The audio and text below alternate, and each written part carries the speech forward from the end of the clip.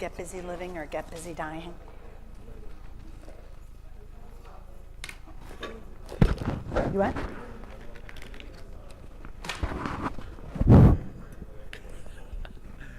Here, you can pass that to Keith.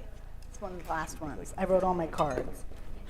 You have to open it. I don't know what it says inside.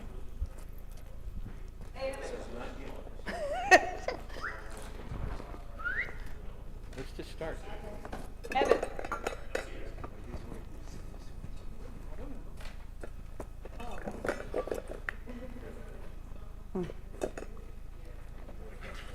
Sorry. These good.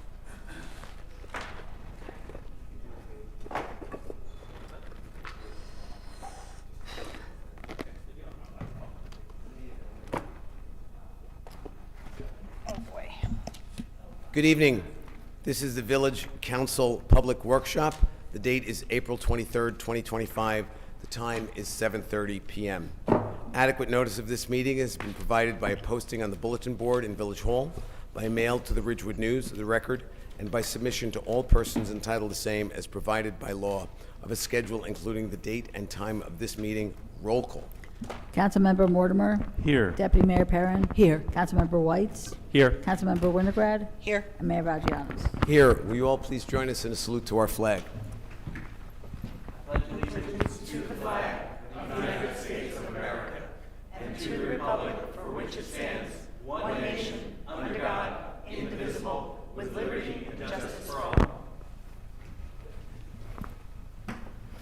Councilmember Mortimer would appear to be exceptionally patriotic this evening. Dove right into that. I know we have a public comment section coming up, but there have been some questions we know have been raised regarding the municipal budget. And so Keith Kazmark has prepared a short PowerPoint presentation so that he, before that we hope will either answer questions or prompt more questions. So Keith, would you begin? Thank you, Mayor, and I appreciate the council's indulgence on this. Since we introduced the municipal budget, I guess 2 weeks ago now, there have been some inquiries made to my office, and I know there's been some discussion online about the impact of Valley Hospital and the campus here in Ridgewood, and how that has affected property taxes here in the village going into the 2025 budget. So with your indulgence, I just want to run through a few of these slides. I'm hopeful that they will answer many of the questions that the public has been asking about, so that we can answer those questions here tonight. So prior to their move to Paramus, the Valley Hospital, like other New Jersey hospitals, was assessed a community service contribution based on the number of licensed beds on the campus, which is often called a per-bed tax. The statute was passed in 2021 and signed into law by Governor Murphy. The first year the village received payments on the per-bed tax was 2022. That year, they received just over $481,000 based on an allocation of 430 beds. In 2023, that number was increased to $524,000 and change based on 446 beds. And in 2024, the village received just under $149,000 because that number was prorated before the hospital moved and relocated to Paramus. Following the move to Paramus, the Valley Hospital was added to the tax rolls through an added assessment by our tax assessor, who's a statutory officer of the village and who carries out state law relative to property values and assessments. So the question which has been asked is, how does the addition of the Valley Hospital campus to the tax base here in Ridgewood impact both value and taxation? Well, first, it adds $200 million in new ratables over last year to our tax base. For comparative purposes, last year we added $17 million in new ratables over 2023. How does that change the net valuation of the village? Well, in 2024, the net valuation of the village, which is the value of assessed property in Ridgewood, was just over $5.9 billion. With the addition of Valley and the other added assessments that were added by the tax assessor last October, the 2005 net valuations total $6.1 billion. That's just under a 3.5% change. It should be noted that there are pending tax appeals on the property, filed by both the village and the Valley Health System. As pending litigation, those matters cannot be discussed publicly at this time. So how does this all impact taxes on properties here in Ridgewood? Well, the portion of taxes paid by each property owner is further spread out because of the additional assessed properties. In 2024, there were 7,863 taxable properties in the village. In 2025, there are 7,866.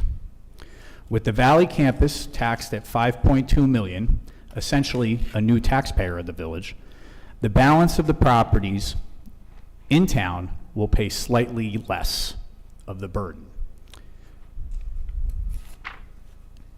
The CFO does not have any discretion to include or exclude any taxable property in budget considerations. State statute must be followed in preparing the municipal budget, which includes all taxable properties in the municipality.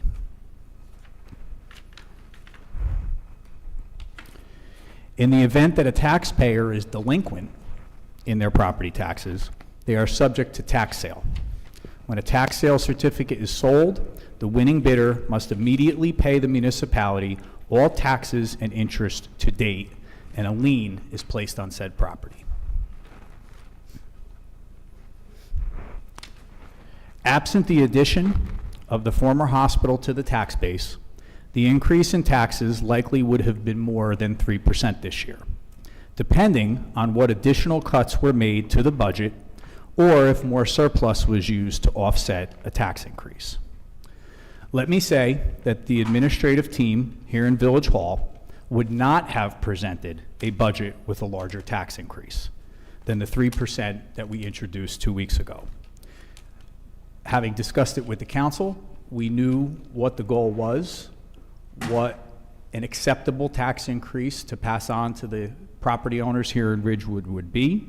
So any information that has been put out there about a 5 or 6% tax increase being passed on to the taxpayers of Ridgewood by this council is false.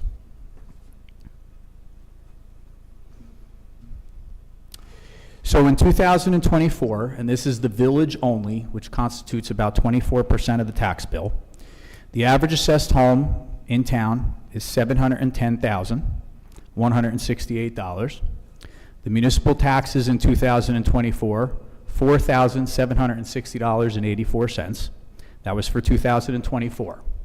In 2025, the assessment has gone up slightly to $712,700, and the municipal taxes on that property with this budget would amount to $4,910.47. The difference in taxes is $149.63, just over 3% on the average home over last year. It needs to be noted that this anomaly with the actual tax increase being passed on to the taxpayer is also happening with the Board of Education as well. Their budget was introduced with a 2% increase, resulting in what was announced at their budget meeting as a $251 increase on the average home. With the additional ratables from Valley, our CFO here at the village projects that the increase will actually be a reduction in taxes on the school board portion this year. And I do want to note that the school budget, I believe, is slated to be adopted on Monday evening, so we don't have actual numbers from the school board yet in order to develop the tax bill.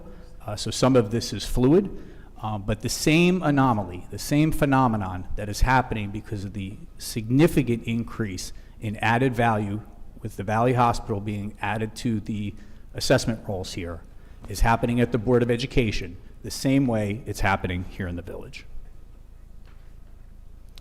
And I added this slide because a few of the emails I've gotten on this issue, especially in the last 24 hours since we sent out the e-blast last night, asked for the breakdown of property taxes.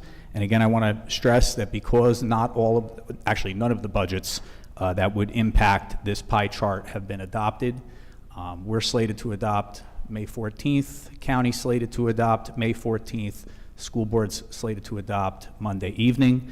But roughly speaking, the village is 24% of what you pay in property taxes. The schools, just under 63%. The county, just under 11%. The library, 1.6%. And then the local open space and county open space are both below 1 percentage point each.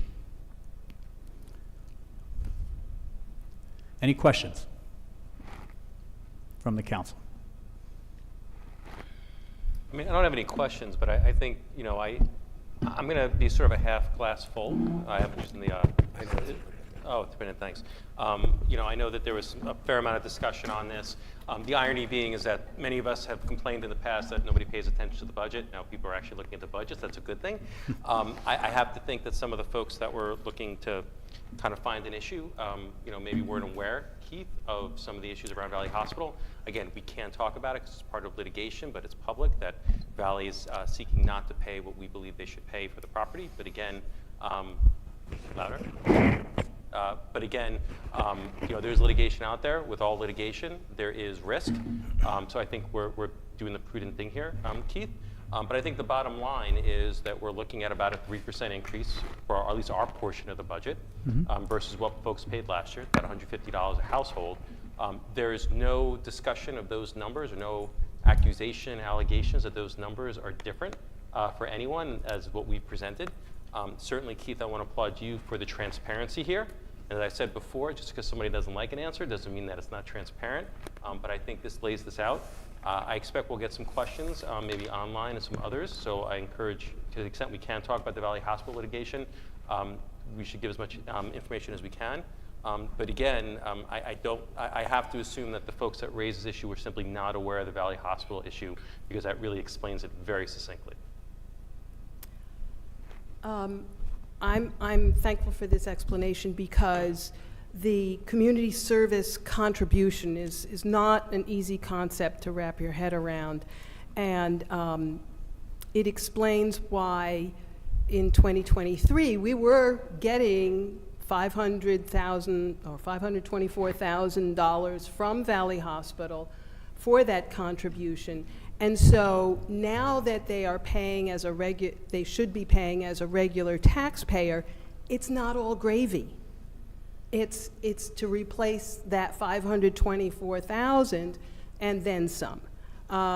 So I think it's important, and I think the public's questions on why our taxes are going up when we are getting so much more in revenue, I think that was a reasonable question. And Keith, I wonder if the $4,910 is actually per quarter on the average home. However, the percentage increase remains the same. It's still 3.1. I have the average valued house, and Right. it's The $149 increase is annual. Just to be clear about that. yeah. This is on the, but keep in mind this is on the average home. Right. And it only includes this portion of the tax? This is only the municipality, right? I mean, we okay. don't have. Okay, that's what it is. That's Yeah, what it is. We 'Cause I was can project to some degree or another, and I don't want to speak for the school board. They're a separate entity, and they have their own finance team over there. We can project to some degree the school. We can't project the county. All the tax rates throughout the county, all 70 municipalities need to be set, and the apportionment needs to be discovered before we can determine what the county portion of the taxes will be and what that impact will be on the average home in Ridgewood. I can tell you overall, the county portion is going up 4.93%. We just can't equate out how that impacts the average home until the apportionment is figured out countywide. Okay, so I struggle with the budget also. And this is just a demonstration of how difficult it is to follow and to understand. Yeah, and Pam, to your point, I know you've mentioned this to me, and I was quizzical about it, and then I looked at the numbers and realized, oh, the $4,900 is 24% of the tax bill, and that's because you had me on this. Yeah. I'm going, gee, it Yep. seems cheap, but no, that's absolutely correct. So, but it's interesting that you note that whatever the perceived anomaly is, which is only perceived, it would be the same both for the municipal budget as for the Board of Ed budget. Because And the same dynamic is occurring with both. Right. And I think that's important to point out. absolutely. And the other thing I'll say is, well, Pam's correct, the municipality has been receiving, in 2023, for example, $500,000, right? So our delta to full taxation on that property is not as great as the school board, who for the first time would be receiving tax revenue from that property for the first time. But I also want to stress that it's not new revenue. It's not additional revenue. What it is a new taxpayer being added to the tax rolls, which then has an impact on every other property tax paying lot in the municipality. It lessens the burden because you have an additional taxpayer who happens to be a significant taxpayer now involved in the taxation process here in Ridgewood. Any other questions or discussion on this point? No?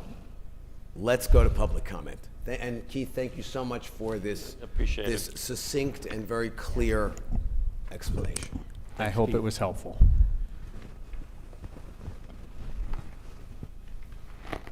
I don't know if he's trying to turn this off, so I'm waiting for him. I'm going to leave it to Gabriella to do the IT work here. Okay. Boyd A. Loving, Ridgewood resident. I will reserve my comments about the budget for the budget hearing, which I believe is scheduled for May 14th. But I do want to comment on this presentation, particularly with respect to the word transparency that was used by one of you. And I will use a phrase that the manager tends to use quite a lot. With all due respect, ladies and gentlemen, on March 26th, the appeal was filed by Valley. The budget was introduced to the public on April 9th. It is now April 23rd, and the public is just hearing about this. A lot of this angst could have been resolved if this presentation was given prior to the introduction of the budget. Don't know why it wasn't. Certainly, if the appeal was filed on March 26th, you must have known about it within days. Again, the budget was introduced on April 9th. I would imagine you knew about the appeal on that date. Why a presentation like this couldn't have been given prior to the introduction of the budget? It would have saved a lot of heartache, a lot of headaches. It's a great presentation. I just think it should have been given a lot sooner. Thank you very much. Thank you, Boyd.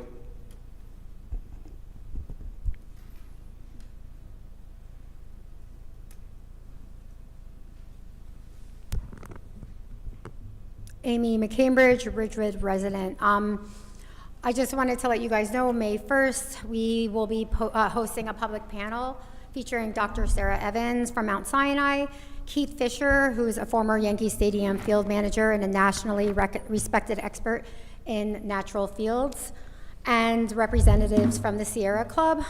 These are voices grounded in science, truth, and lived experience. Voices this council, in my opinion, never made a true effort to hear. And now here we are. The presentation was great, but like Boyd said, it'd be nice if we knew about it earlier. And that's where we say shady, and we're on this shady path where the trust is lost. It's lost. You guys can sit up there as a unit, but you represent this town, these people, and it's pretty awful, in my opinion. Closed door decisions, a blatant refusal to engage with the people you were elected to represent. It's very disappointing. Mayor Vagianos, when my husband and I went to meet with you, you made it very clear you would not talk to us about certain things. Don't you represent us? Aren't you supposed to listen and hear what our opinions are? We didn't come in anger or anything. We wanted to talk to you as a leader, but you wouldn't do that. There's no transparency here, no humility, just a steady, stubborn march towards something the public never asked for, and we see it now. You guys were awarded a grant from the Bergen County Open Space Trust Fund, which I saw was on the tax thing, which our taxpayers pay a little tiny portion for, but you guys are in breach of everything that grant stood for, which was to foster environmental stewardship. You took it, you abused it, you guys and in your eyes, you're getting away with it. Today, I'm a little emotional. It makes me just so angry. 20 years ago, my husband stood on the battlefield. His best friend died in his arms today. And he was at home upset, and he lost 18 men, and I'm mad because that's what sacrifice looks like. That's what it really looks like. That's what you do when you're leaders. You'll give for the people you love and the people you're supposed to serve. And it makes me so sad because I don't see that here in this town that I grew up with. I'm not from this country, but I grew up here, and I loved it. And what I see now are people making these decisions that are putting our kids at risk, our people at risk. And all for what? A turf field? For poison? My youngest son is joining the Marine Corps next year at 17. And I don't know what he's fighting for anymore. I really don't. I wish every single one of you could have served. I really do. I think when you serve, you really see what it means to carry the weight of irreversible decisions. And when people serve, they understand. We have leaders who understand what must never have been gambled away. These young men were fighting for things that you guys are recklessly destroying. Because Time is what up. you're risking, our land, our water, our children's future should never be in the hands of those who never understood the true cost of loss. In the time of this Earth Day, it's just a slap in the face. It really is. To the public, we are the strength of the community. To the children, they are the voices. To the parents, I love those kids. I love my neighbors. I love the water. I love the trees. I'll do everything I can to protect it. And the last thing is the water is life. The trees give us breath. Earth is sacred. My ancestors taught me that silence holds truth longer than any crown. And when the voices of the good rise, even the most corrupt thorns crumble. And I hope we can come to a place where it's not like this. Dollar doesn't mean everything. Pushing forward turf fields that our kids could be sick on is not worth it. And I hope you come to the panel. I really do. Thank you. Thank you, Amy. Unfortunately, the beeper is not working on the timer, so if you wish, I won't time it at all, or I'll time it, No, and, time it. and say time. Time it and say time. Okay. Cynthia O'Keefe, Ridgewood resident. I had a few things to say because I wanted to clarify a few points from the last meeting, which I believe was April 9th, or the last one I attended. But watching somebody from my community get emotional and, knowing she comes from such a good place, working for a nonprofit and taking care of animals and coaching, and probably when her head hits the pillow after putting this turf council together for not just all of you, but our community, because she cares. We don't, we show up at these meetings because we wanted a seat at the table. We don't need a municipality lording over us and telling us, well, we voted on this and we're making a decision. Again, I've probably said it before, it's closed-minded. Unfortunately, I miss Green Ridgewood because, Green Day, whatever, Earth Day, because I have a 95-year-old mother who required my attention, and family is more important. I'm the kind of person, if you called me at 2 o'clock in the morning, I'd be there. We may not agree on things, but again, we're not disagreeing on pizza toppings, as I've said before. The decisions that you are making will impact the health and well-being of real people who live in your community that you call your neighbors and friends. It's not about having the name on the back of a t-shirt, and just because you don't think turf is a problem. We're asking for you to keep an open mind. I know when David Refkin came here, and he's the head of Green Ridgewood, he put hours into a presentation. He was very frustrated. And I'm not going to speak for him, but I watched the man come before you, and, you know, I think Pam met with him or talked with him, but she was anti-turf. Nobody else did. What does that say? Not even 5 minutes, let me listen to you, David? That's disgraceful. At the last meeting, I did say the Shedler plan was terrible. I didn't say that, oh, and by the way, there are a lot of people who agree with me and who've signed a paper petition. Almost every single person in that neighborhood. I think my words were minced because I didn't say that it was a terrible thing to develop a park for children and families to play in. It would have been a terrible thing if they had been playing on toxic soil, and thank God for the NJDEP that they came in and mandated this cleanup. It would have been a terrible thing if kids were playing, we even had a utility that dumped there, Ridgewood Water. You know, again, we're balancing, let's sue these 3M and DuPont and take PFAS out of the water. I think, Pam, you astutely said that and pointed that out last week, that, you know, this should be parkland. We're making decisions over wants, not needs. When Time. several of you ran on a platform called Ridgewood United, what did you mean by that? Are we uniting the community, or were you just united in running for office? So I think we have to, the time is to start walking the talk, being transparent, you know, not finding out things later that could have helped, you know, Cynthia, if you could mitigate. finish up, I'm please. finishing, but I am going to finish what I'm saying. So, you know, when we come before you, we're asking to choose people over plastic. You know, I've almost come up here and begged many times. And there are many people who aren't engaged in the community. There are people who come week after week because we care. So, you know, I hope you do respect that, and at least keep an open mind and listen to us. Again, we're not talking about having pepperoni on our pizza or plain. We're talking about health issues. And I hope you all come to this May 1st gathering information session, because I think you may benefit from it. I know I will probably learn a few new things myself. Thank you. Thank you, Cynthia. Anyone else from the audience? No? Then, oh, here we go.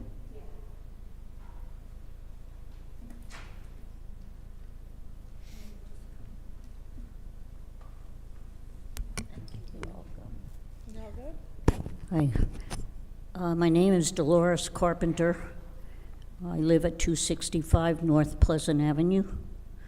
My comments tonight regard the proposed ordinance. I'm not sure what the status of it is right now with the bird feeding situation in the private backyards.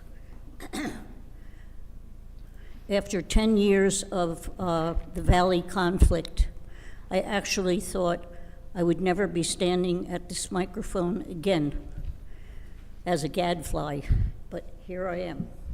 A new issue has come up, and I think I don't recognize any of the faces of the council. It's all changed since that time. Okay, I have a short comment that I would like to read.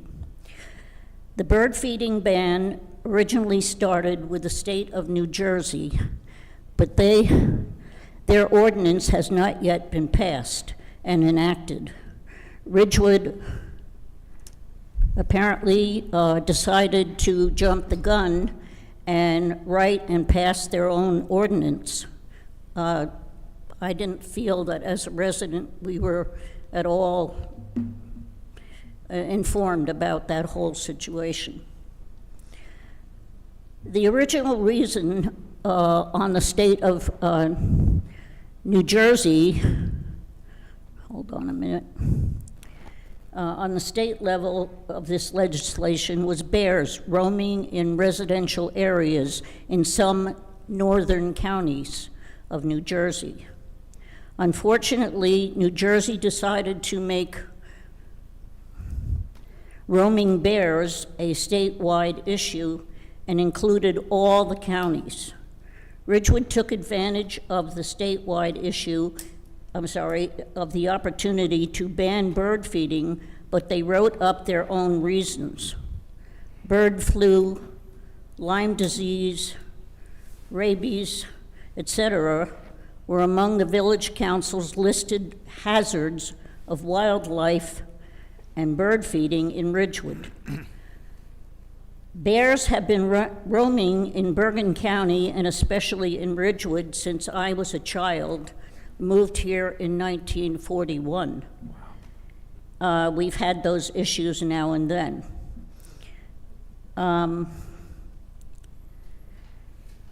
The incidence of bear sightings has pretty much remained static over the years in most of the state. There has really never been, nor is there now, a state of fear in New Jersey over bear attacks or invasion.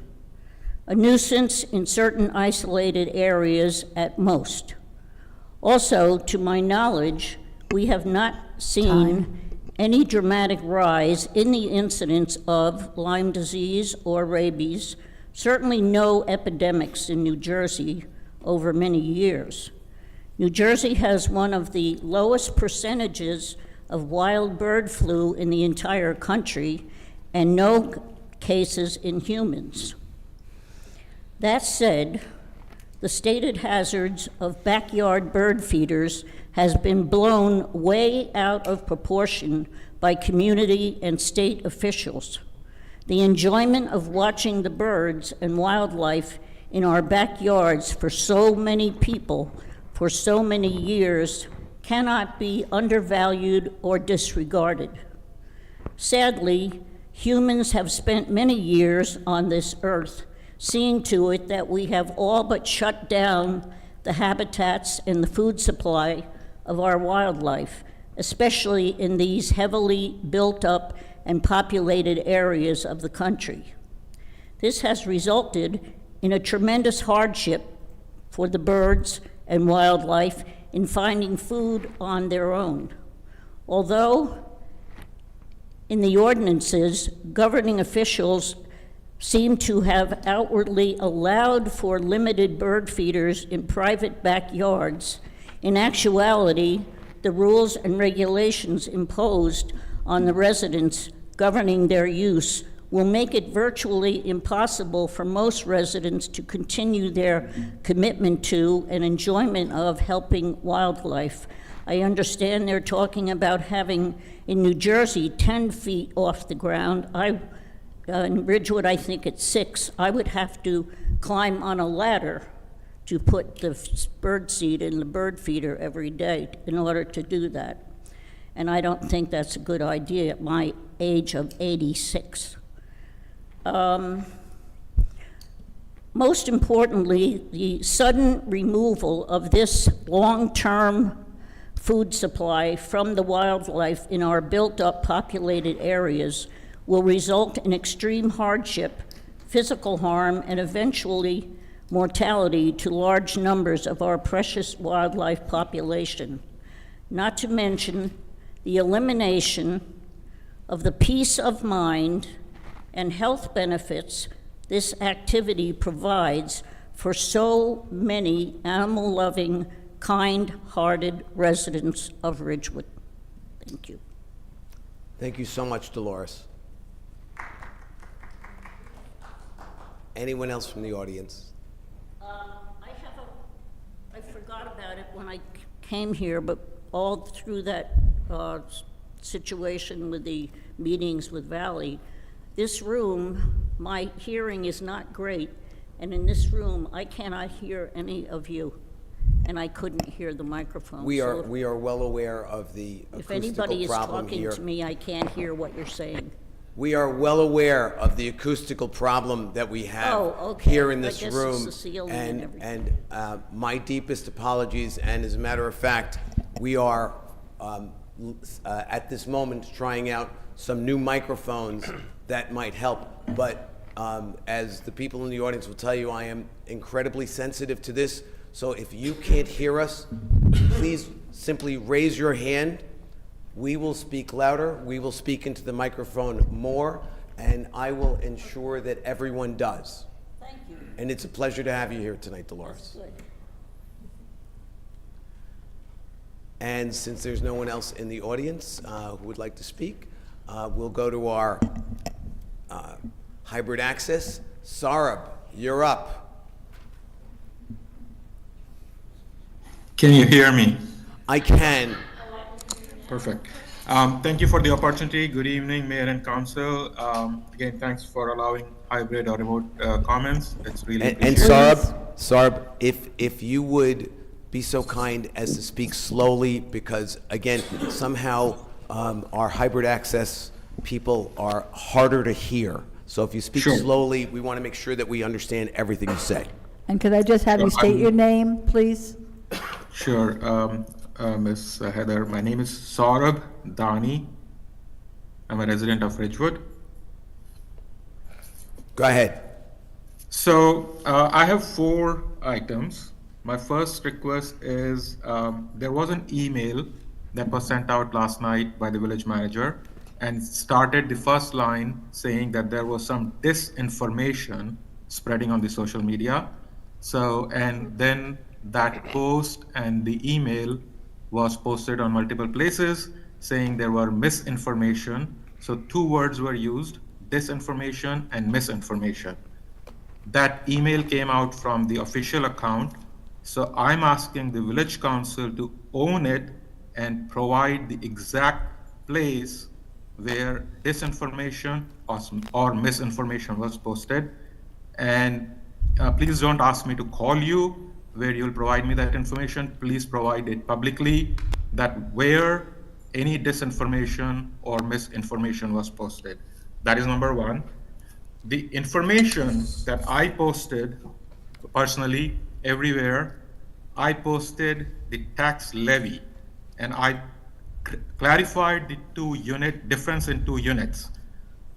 What village council and the village manager has been advertising is tax rate increase on individual household for existing homes or for existing residents.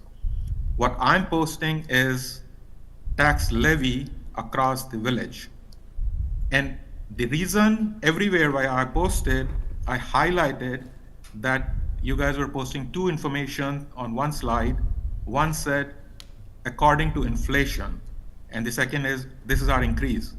So if you are increasing your expenses in ratio of inflation, then your tax levy should be increasing by 3.14%, not the tax on individual household.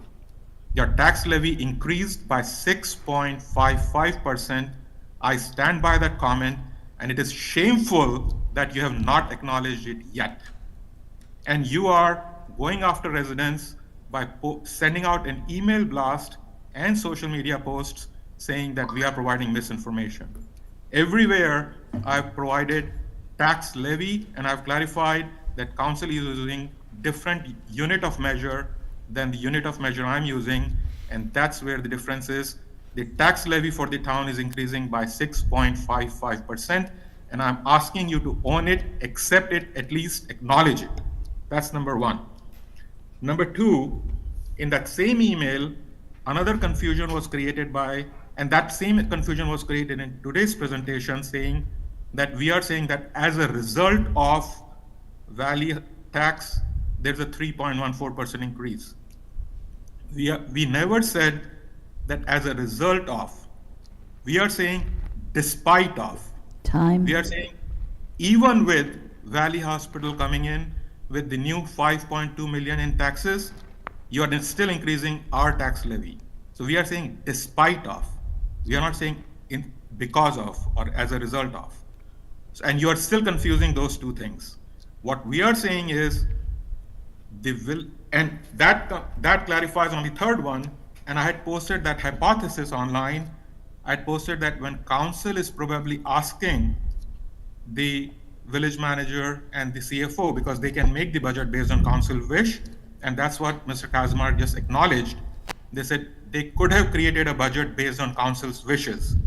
So if the council is saying or asking to increase on each resident 3.14% or equivalent to inflation, what happens here? And I will clarify that with the point that it's not same for Board of Ed, and I'm speaking in my individual capacity. I'm not speaking for the whole board. Sarb, Yes? you've been out of time for a while, so if you could finish up your thoughts. Yes, that's my last point, so I'll Thank finish you. up with this point. So the Board of Ed tax levy increased 2%, and as a result, as Mr. Kazmak mentioned, that the tax impact on each household will be negative. For Village Council, the tax levy increased by 6.55%, and as a result, the impact on each household, despite of Valley's increase or new addition, it will be 3.14%. So it's how you call it, how you ask for it, because you have been asking for each household. 5 years, the tax has increased 25%. At the same time, because Board of Ed is saying tax levy 2%, because that's where the expenses are increasing, the overall increase in 5 years is 11%. Your expenses do not increase per household. Your expenses increase for the whole village. Thank you. Thank you, Sarb. Rurik, you're up. Hi, Rurik Holiday, village resident. I'd like to change the subject, if I may. And this is to follow up on an email I sent to the all 5 of you on the Village Council plus Keith Kazmark. I'd like to read the email so that it goes into the record, if you will. I have been following what the Village Council is trying to do with the CBD, but the nature of the beast is such that an inordinate amount of your time is spent on responding to residents' gripes about small issues. I call it the pothole syndrome, which clouds your ability to look at the big picture. I think we need a world-class urban designer to help us look at Ridgewood, where we have been, where we are, and where we can be. I think we need an urban planner who would look at Ridgewood's needs from a strategic point of view, starting at 35,000 feet and then drilling down into the details. An urban planner who would help us lay the groundwork for a vital Ridgewood from an economic and environmental point of view. A few months ago, I contacted IMM Design Lab, a global urban design company that is part of the architectural faculty of Politecnico di Milano, the MIT of Italy. And that has undertaken projects globally from Milan to Rio de Janeiro. I've had several discussions with them, and this led to an informal proposal from them titled Enhancing Ridgewood's Urban Future, copies attached. All indications, based on many communications with them, is that they appear to be quite interested in working with us in Ridgewood on a suburban project in the United States. May I suggest that a committee of knowledgeable and interested village leaders be formed to look at recommending to you how to respond to the proposal. With that in mind, I'm copying to various such leaders for any insights they may have. With thanks for your consideration.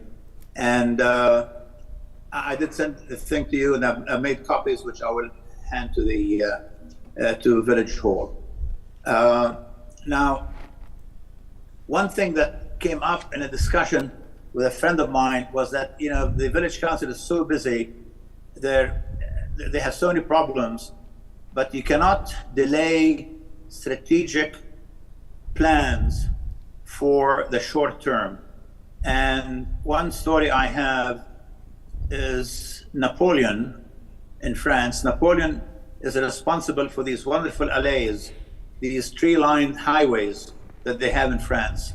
And apparently he came up with the idea when he said, you know, it'll be good for my soldiers to have trees to be able to rest and get some shade. And so when Napoleon told that to his field marshal, the response was, as to be expected, it's going to take 20 years for the trees to grow big enough to provide shade. To which Napoleon responded, well, don't wait until tomorrow. with strategic plans. Do not wait until tomorrow. Get the ball rolling, and work in parallel with the problems that you face day in, day out. Now, one last point. Congratulations to Keith, and many thanks for a wonderful presentation. Yes, Ridgewood works. Thank you. Thank you, Rurik. Anybody else? Seeing no one, I'm going to close public comment. And before I pass it along to my colleagues, I have a few comments in response. Boyd, with all due respect, you used the terms angst, headache, heartache. Had we made this presentation earlier, the truth of the matter is there was no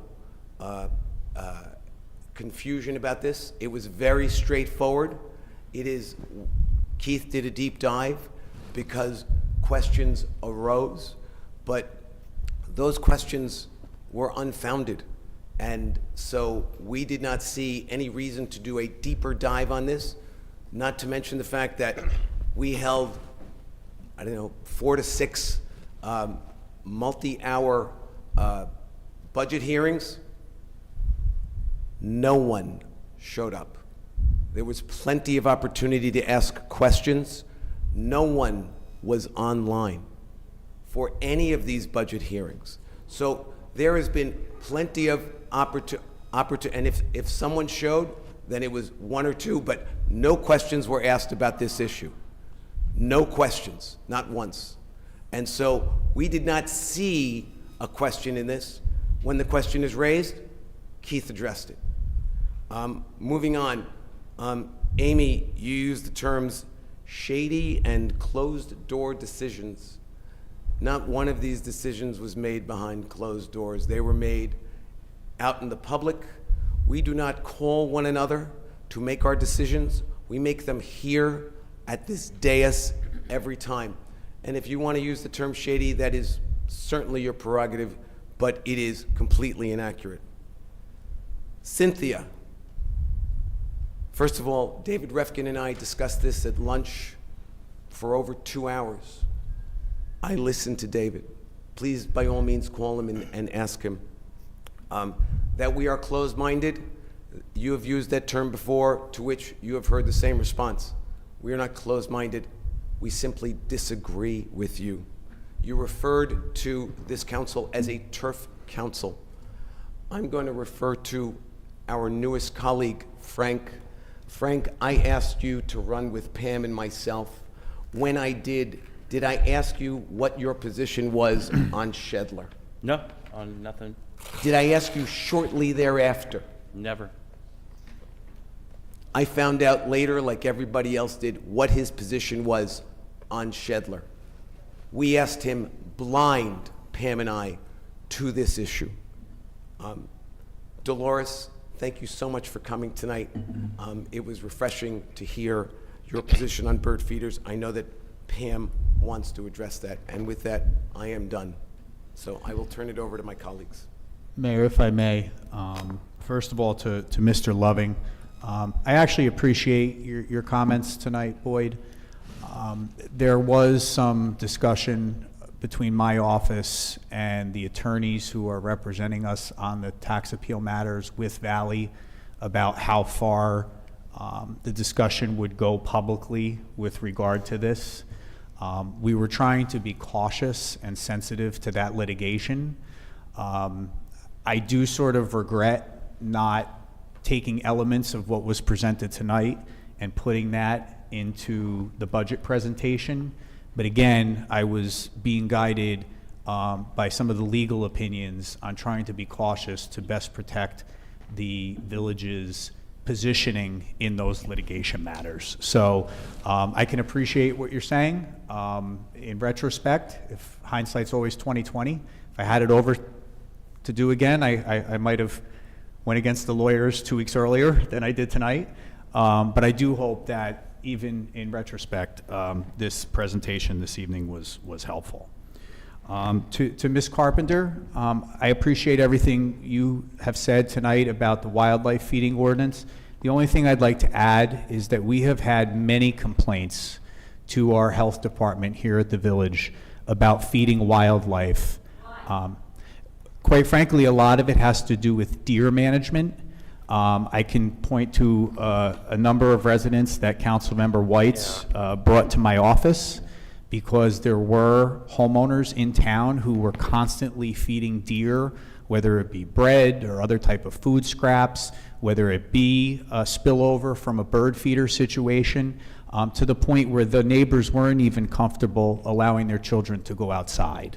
So that was one of the drivers behind the health department's concerns, our animal control officer, and their concerns that were brought to the village council at our ordinance meetings that developed into this ordinance. So while I understand, the concerns that you have with regard to the bird feeders, just know that this request did come from the public who had concerns about wildlife feeding.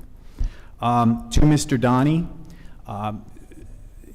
with all due respect, sir, I think we have gone above and beyond in trying to provide you with all the requisite information regarding this year's budget.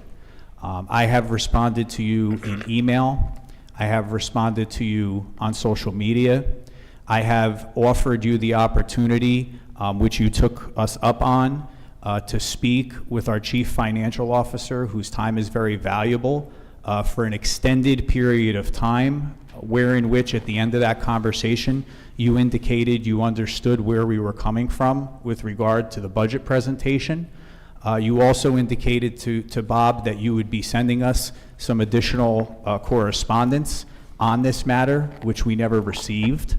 But to answer your question specifically, there was a post 2 days ago on one of the community websites, and this is the only one I could find while I was sitting up here, there are others, where it specifically says it doesn't even say it says 6.6% muni tax increase is off the charts.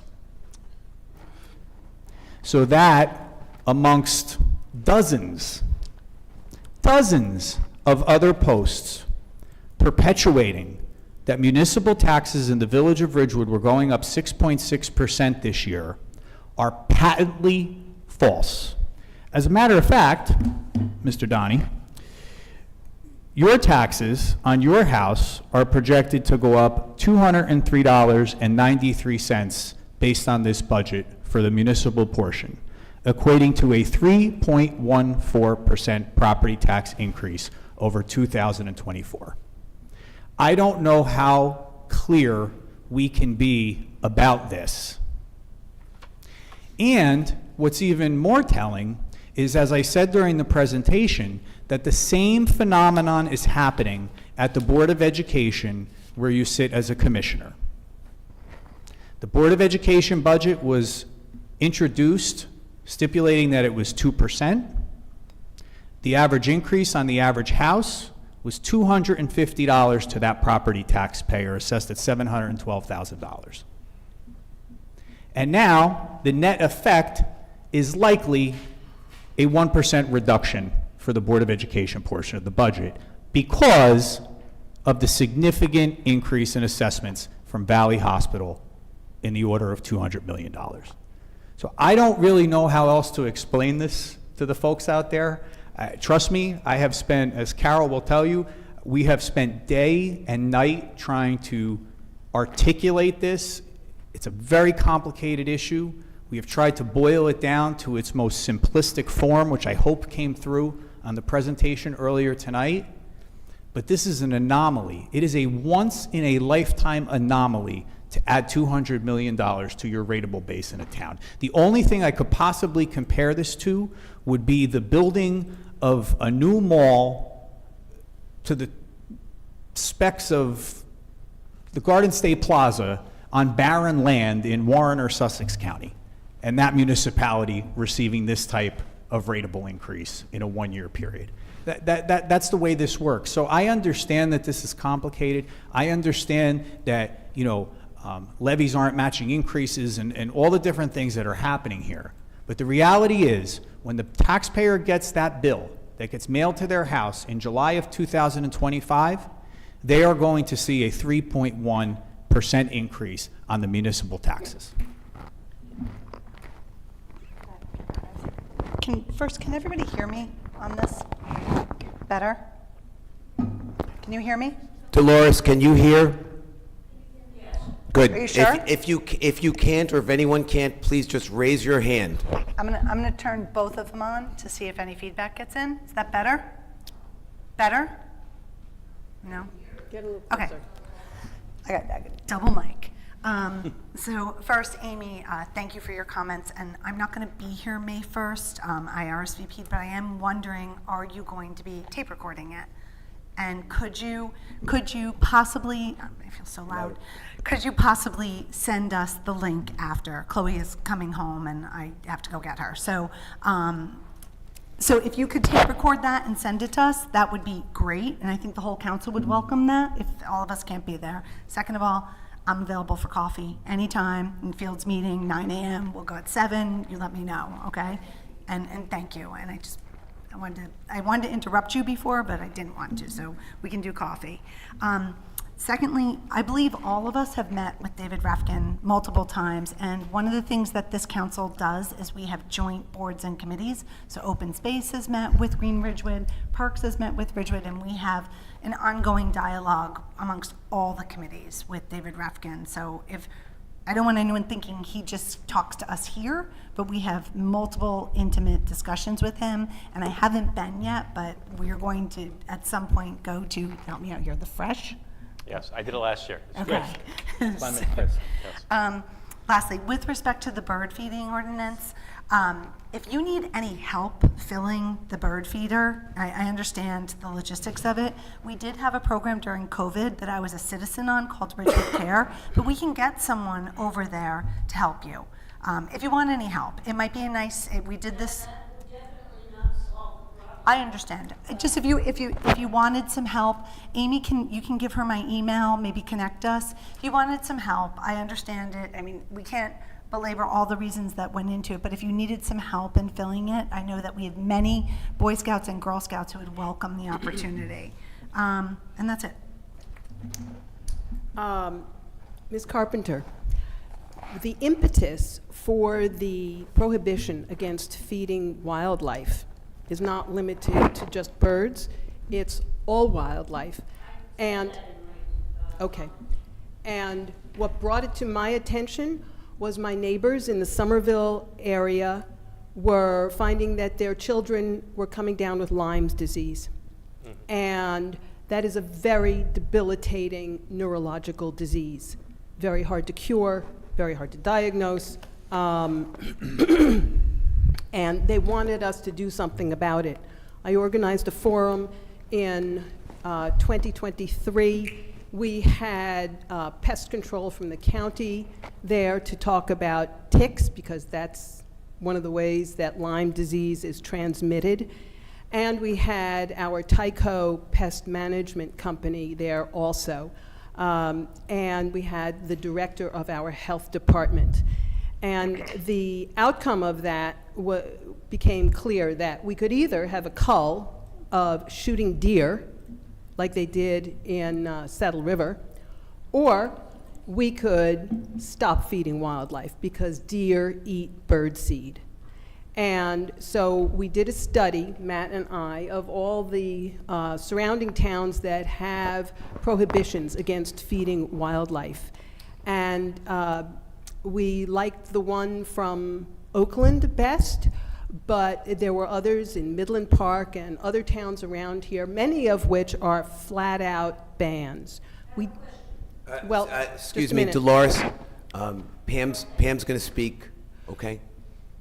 We felt that was too stringent for Ridgewood because people like to watch birds. And so we made an exception for bird feeders in Ridgewood. And we came up with the limit of 6 feet off the ground because deer can reach anything that's lower than 6 feet. The pending bill, I hope you don't eat bird food. It also, the bird food that is spread without a baffle underneath the feeder is good for rats. And we have had rat infestations in Ridgewood. We don't want any more of those. And that's one of the reasons why our health department felt it was very important to restrict the number of bird feeders on property, and that they must be 6 feet off the ground with a baffle underneath to catch what the birds kick out when they're eating. The pending legislation at the state level is mostly based on bear, and their restriction is that bird feeders would have to be 10 feet off the ground, as you said, and you'd have to bring them in every night. So you'd have to have them on a pulley system, I think. And, well, if it ever passes, we'll have to comply with that. But at this point, we tried to come up with a compromise that would be healthful for our residents and not to attract deer, who also, by the way, eat our landscaping, which people spend a lot of money on in Ridgewood, and keep the rats at bay, and allow us to enjoy birds. So that's where the ordinance comes from. Yeah, so I mean, if I could just, so I was introduced, hopefully. No. Sorry. Unfortunately. Yeah, hopefully you guys can hear me better. I'm trying out with the new mics. But I came about the ordinance similar to the way I think that Pam, you did as well. I met a very nice couple here in Ridgewood who had moved to Ridgewood because they wanted a backyard and be able to have their kids play, and they were afraid to send their kids outside because one of their neighbors was feeding deer, which at the time was not illegal on private property. It was really sad to hear them talk about having to keep their young children in the house because they're worried about their kids getting Lyme disease, the ticks, or just having foxes, rabbits, just walking through their backyard to get to a neighbor's backyard who is actively feeding the wildlife. When you hear about kids not being able to play outside, people being afraid to use the backyard, that's pretty meaningful stuff for, I think, for many of us who are parents, which really, I think, led to a number of us kind of looking to propose this ordinance. I will say that Frank and Pam really took, I think, the lead on trying to craft it as narrowly as possible so that we could keep folks who were feeding birds for all the reasons that Pam spoke about, because that's not really what we're targeting, although the rat portion I think is a really good point. But understand that there is another side to this story, and that led us, I think, down this road of trying to come up with what we thought was a pretty narrow ordinance that would preserve the right to feed birds, but at the same time also allow kids to go outside and parents to worry less about deer and ticks. I will say I've also been contacted by several other residents who, because of our deer problem, have actually proposed the cull, which is essentially a killing of deer. I don't really have the appetite for that. I don't think a number of us do.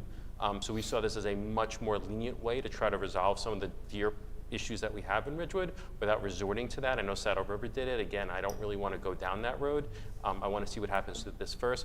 But please understand, this is not an anti-bird ordinance by any stretch of the imagination. This is really about safeguarding people from ticks and deer and other wildlife, and folks being able to use their yards. And to be really specific, the bird feeders are not banned in Ridgewood. So there's no ban on bird feeders. It's just some regulations so that everyone can enjoy birds and see them in their backyard, which I'm one of them, and not have deer. And when we talk about deer, and this is specific, and I've seen it firsthand, we're not talking 1 or 2 Bambis that look so cute. There's literally 20 plus deer at a time going to some of these yards, and then they tramp through the neighbor's yard, and in addition to the Lyme disease, they're pooping. And that's part of the reason why all these kids are not outside playing. So please understand, it's not a ban, it's just to make it more enjoyable for everyone. And Dolores, to that point, both deer and rats, deer create car accidents, and that is a danger to the community. But in terms of bird feeders, I doubt that there was anybody 20 years ago who had more bird feeders outside on their back property than I did. I had 15, 20 different bird feeders, and they were lovely and beautiful. And we suffered a significant rat problem at my home that I am grateful that you have not experienced, and I hope no one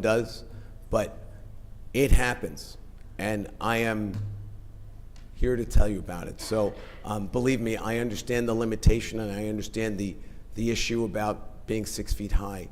This is a balancing of health risks, and I apologize that it is infringing upon your enjoyment of your yard. Amy, I was remiss in not. This is a tough day for you, and we are all with you. I know I speak for the entire council, and as I have said to you before, I will say it again. We want to thank you and your husband for your service to our country and for the sacrifices that you have made and that you continue to make as a result of that. So we appreciate it every day. Anyone else? Nope. And with that, let's move on to our manager's report. Thank you, Mayor. First, I want to announce that our office is very proud that this week we will be submitting grant applications to the New Jersey Historic Trust for the pedestrian tunnel at the train station. We'll also be submitting a Bergen County Historic Trust application for the same project, and the Bergen County Open Space application this year will be for Citizens Park. As part of the special public meeting tonight, I'll be making short presentations on both those projects, but I just want to thank our team from Parks and Recreation and Carol in my office for working diligently to get those applications ready to be submitted later this week. Also pleased to report that we were successful in submitting our plan for the West Glen Avenue sidewalk project on the north side to the Department of Environmental Protection. If you recall, between Alpine and Heights on West Glen, we have that ditch area, which is DEP regulated, and at the direction of the council, our engineering department was able to successfully submit that plan for consideration for permitting to the DEP earlier this week, so we are awaiting a response with regard to that. On the south side of West Glen, which is the area that we had originally started to pursue installing sidewalks, and we did 3 homes last year. We are in the process of putting the bid specifications out on the street for that project. We have 2 neighbors that we are still working with. One, actually, the property owner lives in California. The other has some concerns about their property, but we're working through both of those issues to try to acquire the necessary easements and right of access agreements so that we can commence with that project. I want to congratulate the Chamber of Commerce and thank them on a very successful Easter in the Park program this past Saturday. Also want to give a big shout out to the folks in Heather's office who handle our insurance claims and our interaction with our joint insurance fund. Due to the successful efforts of all the departments village-wide, we attended our safety awards breakfast last Thursday at Seasons, and we were the recipient of the Gold Award for all of the safety, incentive, and risk management efforts that we take on each and every day here in the village. Also want to report that we have developed a scope of work for the trestle, the underpass at Franklin Avenue at under the train tracks, and we had asked our engineering department to come up with specifically what we wanted New Jersey Transit to do to address that area.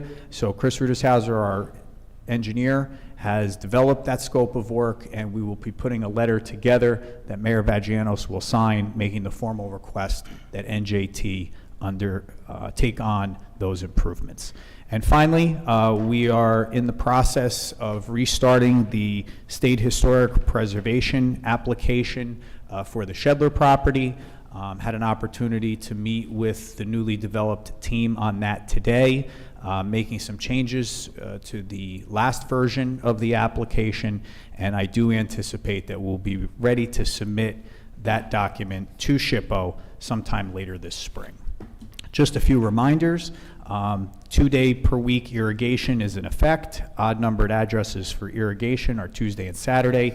Even numbered addresses for irrigation are Wednesday and Sunday. No irrigation is allowed on Monday, Thursday, or Friday.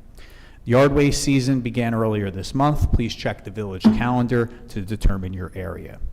The next council chat will take place on Saturday, May 3rd from 9 a.m. to 11 a.m. in the caucus room here on level 4 in Village Hall. Residents can contact the village clerk's office to schedule an appointment. While residents can attend without an appointment, reservations will have priority. The RBSA Opening Day Parade will take place this Saturday, April 26th. The parade will begin at 9 a.m. at the Ridgewood train station, continue down Ridgewood Avenue to Maple Avenue, and end at Veterans Field. The 2024 Daffodil Festival and Earth Day Fair will take place this Sunday on April 27th at Van Ness Square from 11 a.m. to 2:30 p.m.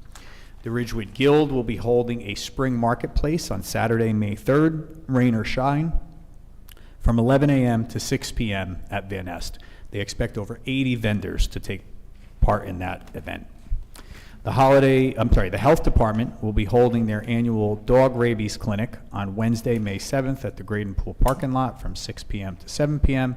Dog renewal are due before June 30th, so make sure to renew the license. All dogs must be licensed in order to have the rabies certificate validated. Village Council upcoming meetings, May 7th will be a work session. May 14th will be public meeting, which will also include final adoption of the budget. And May 28th will be a work session. All begin at 7:30 p.m. And that concludes my report, Mayor. Thank you, Keith. Let's go to council reports. Siobhan? Sure. Sorry, I have a lot in my throat. You want us to go to Frank first? Yes. Okay. Frank, would you accommodate? I would love to go, so thank you, Mayor. Councilmember Winograd? So I first want to just remind everybody about the really exciting Ridgewood High School fundraiser. This is where you can get a Ridgewood street sign, you can get it customized, and I just think this is such an awesome, unique gift. And so it's been published on Facebook as well as through the village site. But if you were quick and want to write down the URL, it's tinyurl.com/PG25 street sign. Also, the Ridgewood Arts Council met this past Monday, and I wanted to alert everybody that tomorrow night at 7 p.m. at the library is the Artist Talk, and it's featuring John Luckenbill, who, for the 2 or 3 people in Ridgewood who don't know who that is, that's the Ridgewood High School Marching Band Director. There's no need to RSVP, just show up at the library at 7 p.m. for an exciting night to hear about all of his musical talents. Open Space met on April 10th. In the Green Acres diversion, we discussed that, and everyone was very happy that the appraisals were sent to Green Acres for review, so that is moving along.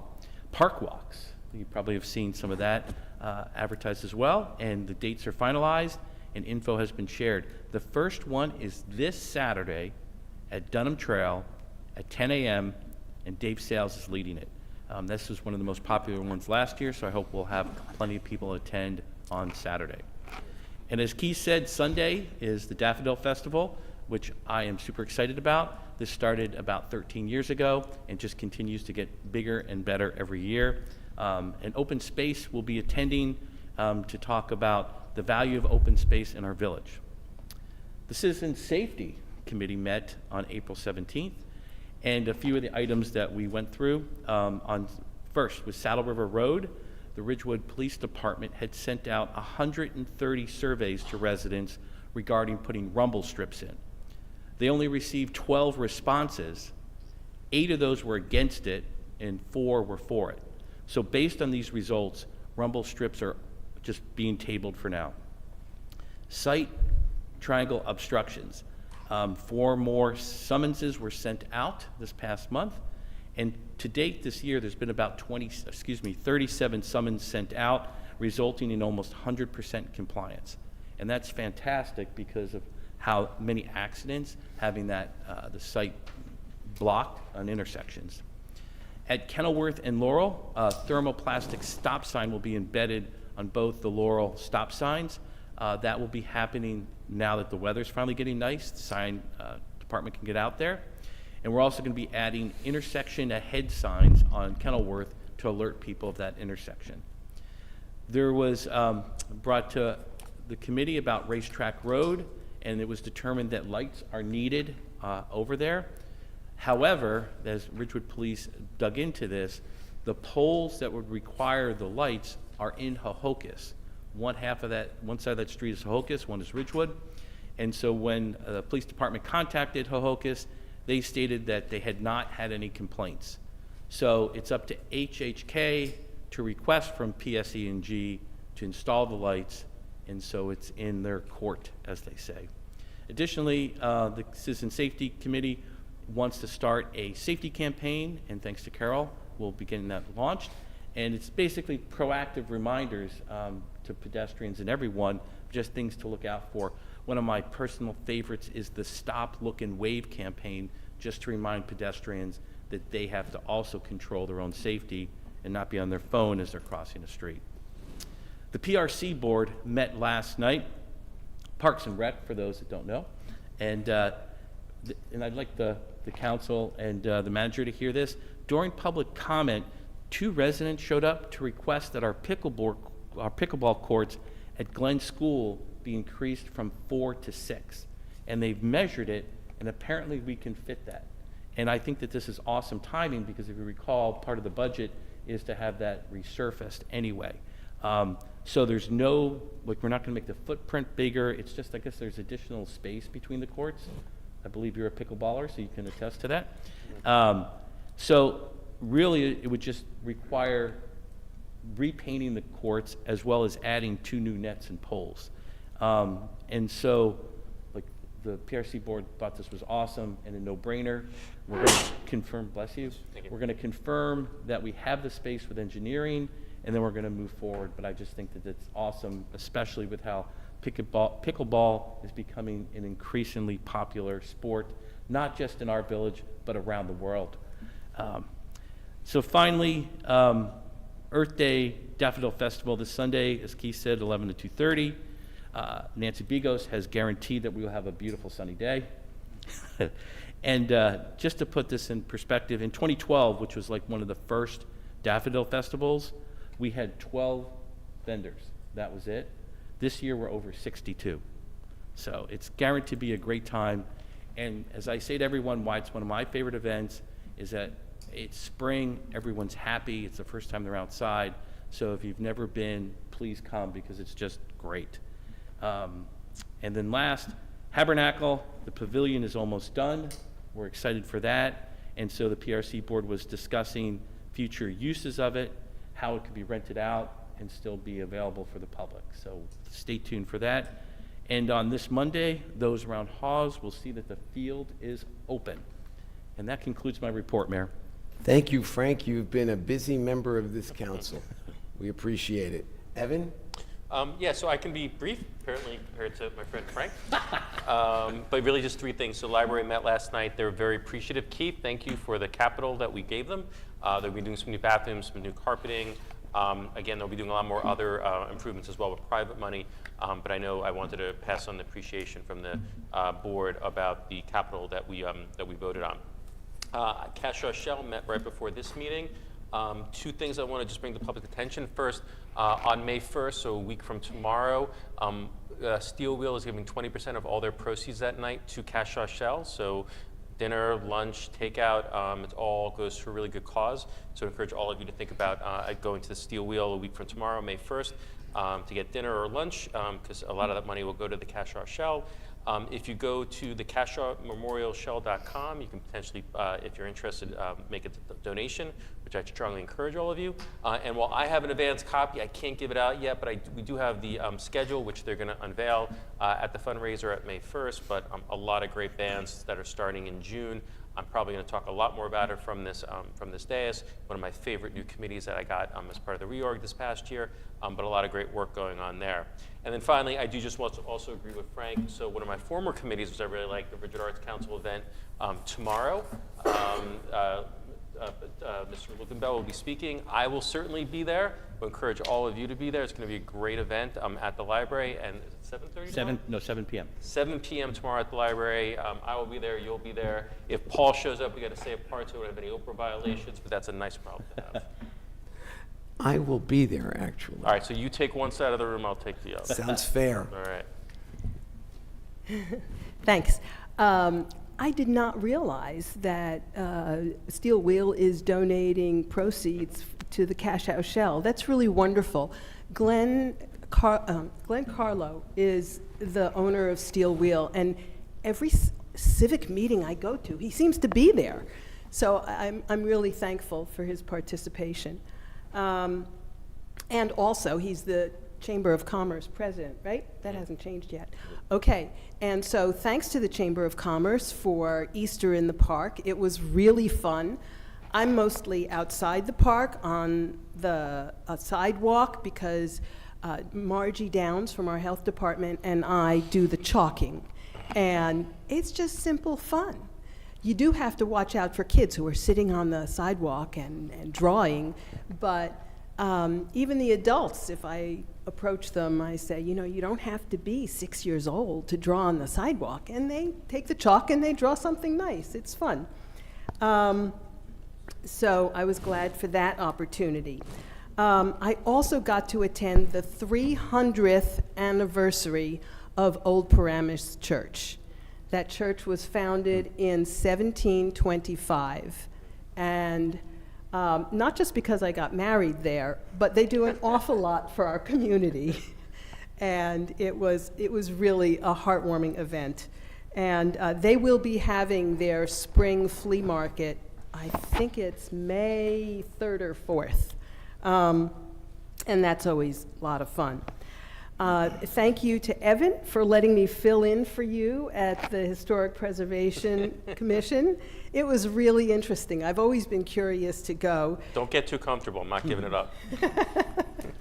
There were two homeowners of really beautiful historic homes who needed to modernize and yet keep the historic feel of their homes. And they really did, as tasteful as possible, a presentation. And so the give and take there is really interesting. We also had 4 applications for signage. Sometimes there are suggestions that make the shop owners think, wait, let me go back to the drawing board. So it is a really meaningful discussion. With regard to the Daffodil Festival Earth Day Fair, I'm really looking forward to it. Don't forget the dog parade is at 12:30 for those who like to wear costumes. Also, as part of this, Green Ridgewood is running a student art contest, and I know all 6 elementary schools are involved, and it might be also the middle schools. And you can view the entries at World Flats and Bally Salon on Ridgewood Avenue. And there may be a couple of other locations. So we'll be announcing the winners at the event on Sunday. Looks like the weather's going to be glorious that day, according to the prediction.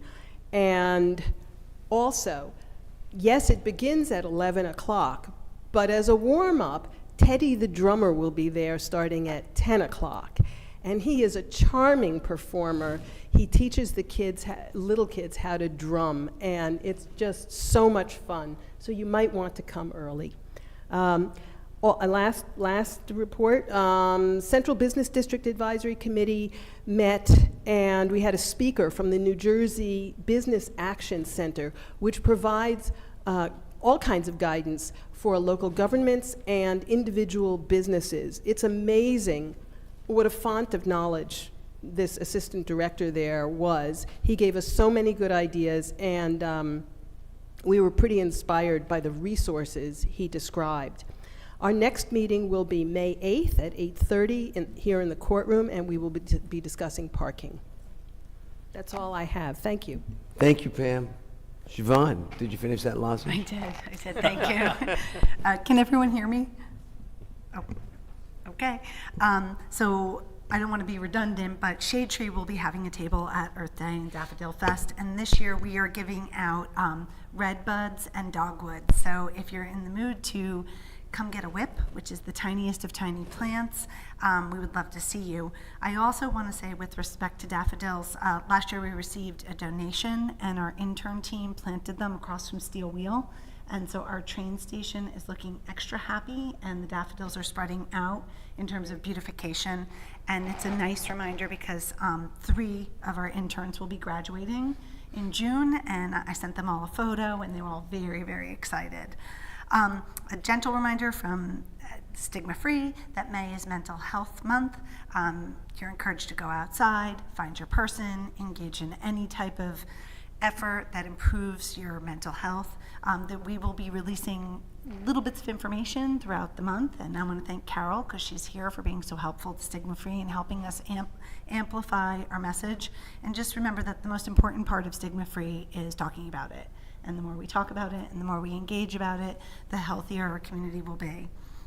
Ridgewood Beautification had a meeting yesterday, and we are thrilled because the pots have arrived to Main Street.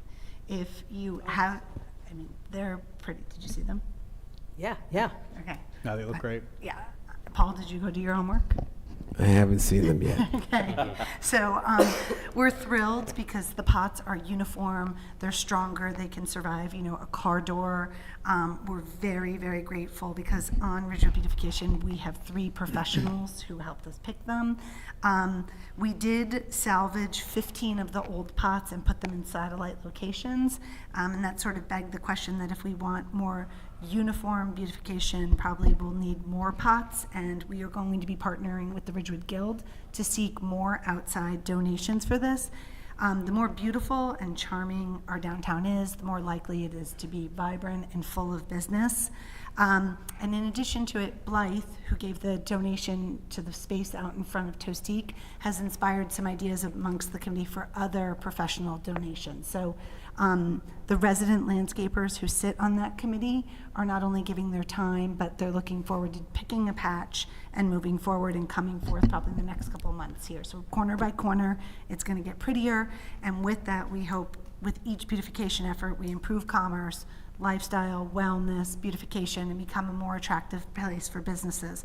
Because our vacancies are on the decel, but we still have too many of them. And anything we can do to fill downtown is what we're going to be doing. And I will tell you, the pots were definitely a chatter this week. We probably had a half a dozen people coming in, doing business transactions in different departments, who stopped myself or Beth and complimented the new planters downtown. So.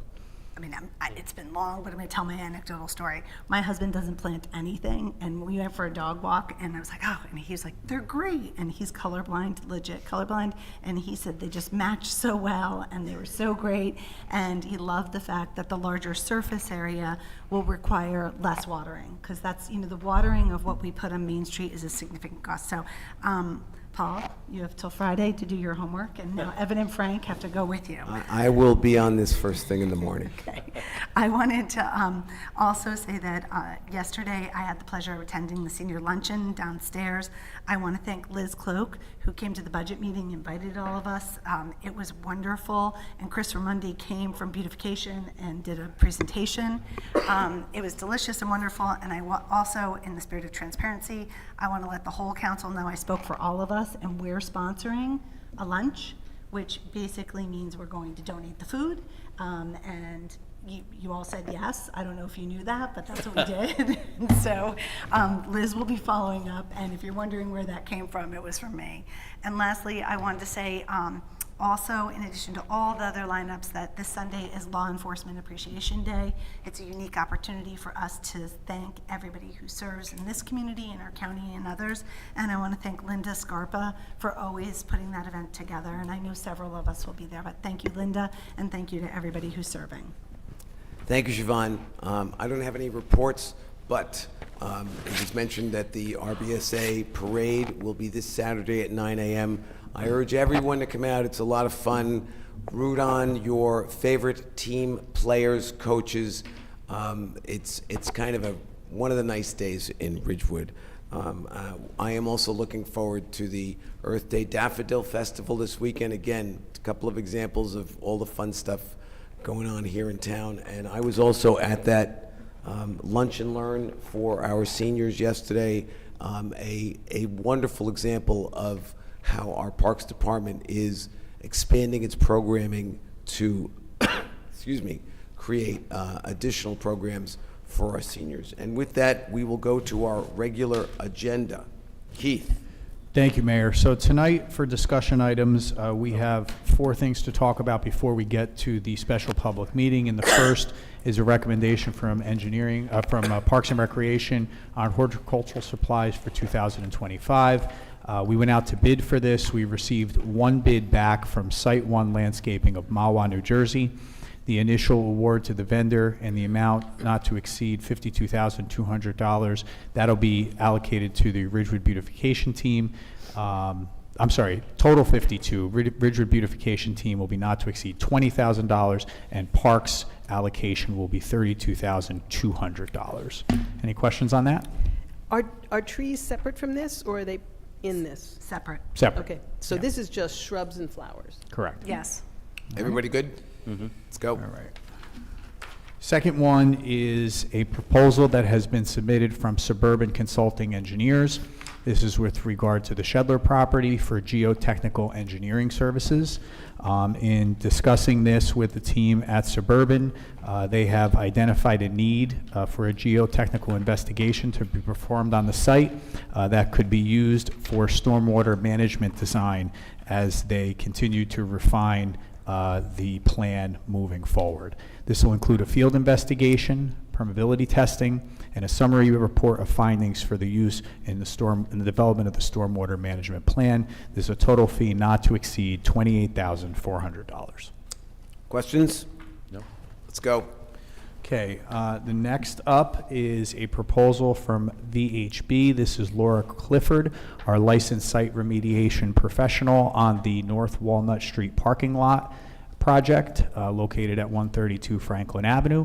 And this is for a scope of services to prepare a New Jersey Department of Environmental Protection Hazardous Discharge Site Remediation Fund grant application. What we have found out in our discussions with Laura is that based on that project at the North Walnut Street parking lot, where we've removed over 10 underground fuel tanks, that we are eligible for up to 75% reimbursement from the DEP to offset the costs of that project. All of the information that Laura requires is readily available as this project has broken ground. And the cost to prepare the grant application is not to exceed $5,000. Everybody good? Could you read the street address that they have listed? I want to see the street name. Talk about Frelinghuysen? Legacy name. How do you know Frelinghuysen? I lived in Frelinghuysen dorm at Rutgers, that's how I know it. Oh. And item 4, the weather has changed over to spring, and we are trying to expedite our 2025 road resurfacing and repairs throughout the village. So on Wednesday, April 9th, we received bids back on our road resurfacing and concrete work this year. We had 14 registered plan holders who were eligible to bid. Of that 14, 7 of them were returned in response to the bid. Bids ranged from a low of about 4.1 to a high of 5.1 million. And AJ Alexander Inc. of Bloomfield, New Jersey was the low bidder at $4,169,988.05. This will be funded through the 2025 capital budget. And I just want to say that this is based on quantities. So what projects are undertaken will meet the available funds in the 2025 capital budget. Everybody good? Yeah, I have to, give me one sec. I also want to tell everybody my joke today. Yeah, something's, why is this one here? 1.8. Did you see? Yeah. Because it's, The this is, initial payment. oh, got it. Okay, sorry. So anyway, I had to check with Pam on something clearly. But today, someone was asking about road surface pavement, and we always hear about my tires, thank you. This one thing, they were talking about a specific road, which I won't mention, and they wrote me, my teeth, thank you, because they said the road was so bumpy. Anyway, that was my paving joke. While I looked for the information, I thought I'd add it. So glad we didn't miss that one. And with that, we will entertain a motion to suspend the work session and convene a special public meeting. So moved. Second. Mortimer, Yes. Perrin, Yes. Whites. Yes. Winograd. Yes. And Vagianos. Yes. This is the Village Council Special Public Meeting. The date is April 23rd, 2025. The time is 9:05 p.m. Adequate notice of this meeting has been provided by posting on the bulletin board in Village Hall, by mail to the Ridgewood News, the Record, and by submission to all persons entitled the same as provided by law of a schedule, including the date and time of this meeting. Roll call. Councilmember Mortimer. Here. Deputy Mayor Perrin. Here. Councilmember Whites. Here. Councilmember Winograd. Here. Mayor Vagianos. Here. Keith, take it away. Okay, Gabriella, if we could set up the PowerPoint presentation. I know it's up, I just don't have the ability to click.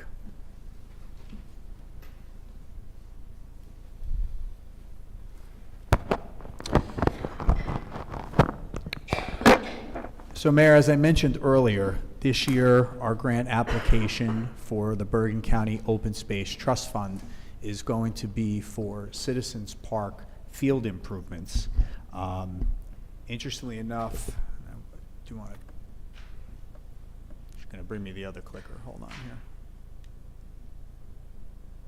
There we go. Citizens Park field improvements. Just a little background on this project.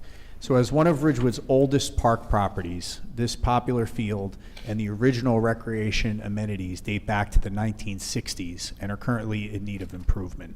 This redevelopment will include new black chain link fencing along Godwin Avenue and North Monroe Street, 2 covered player benches complete with fencing and concrete flooring, the refurbishing of the backstop, and 2 sets of spectator bleacher seating.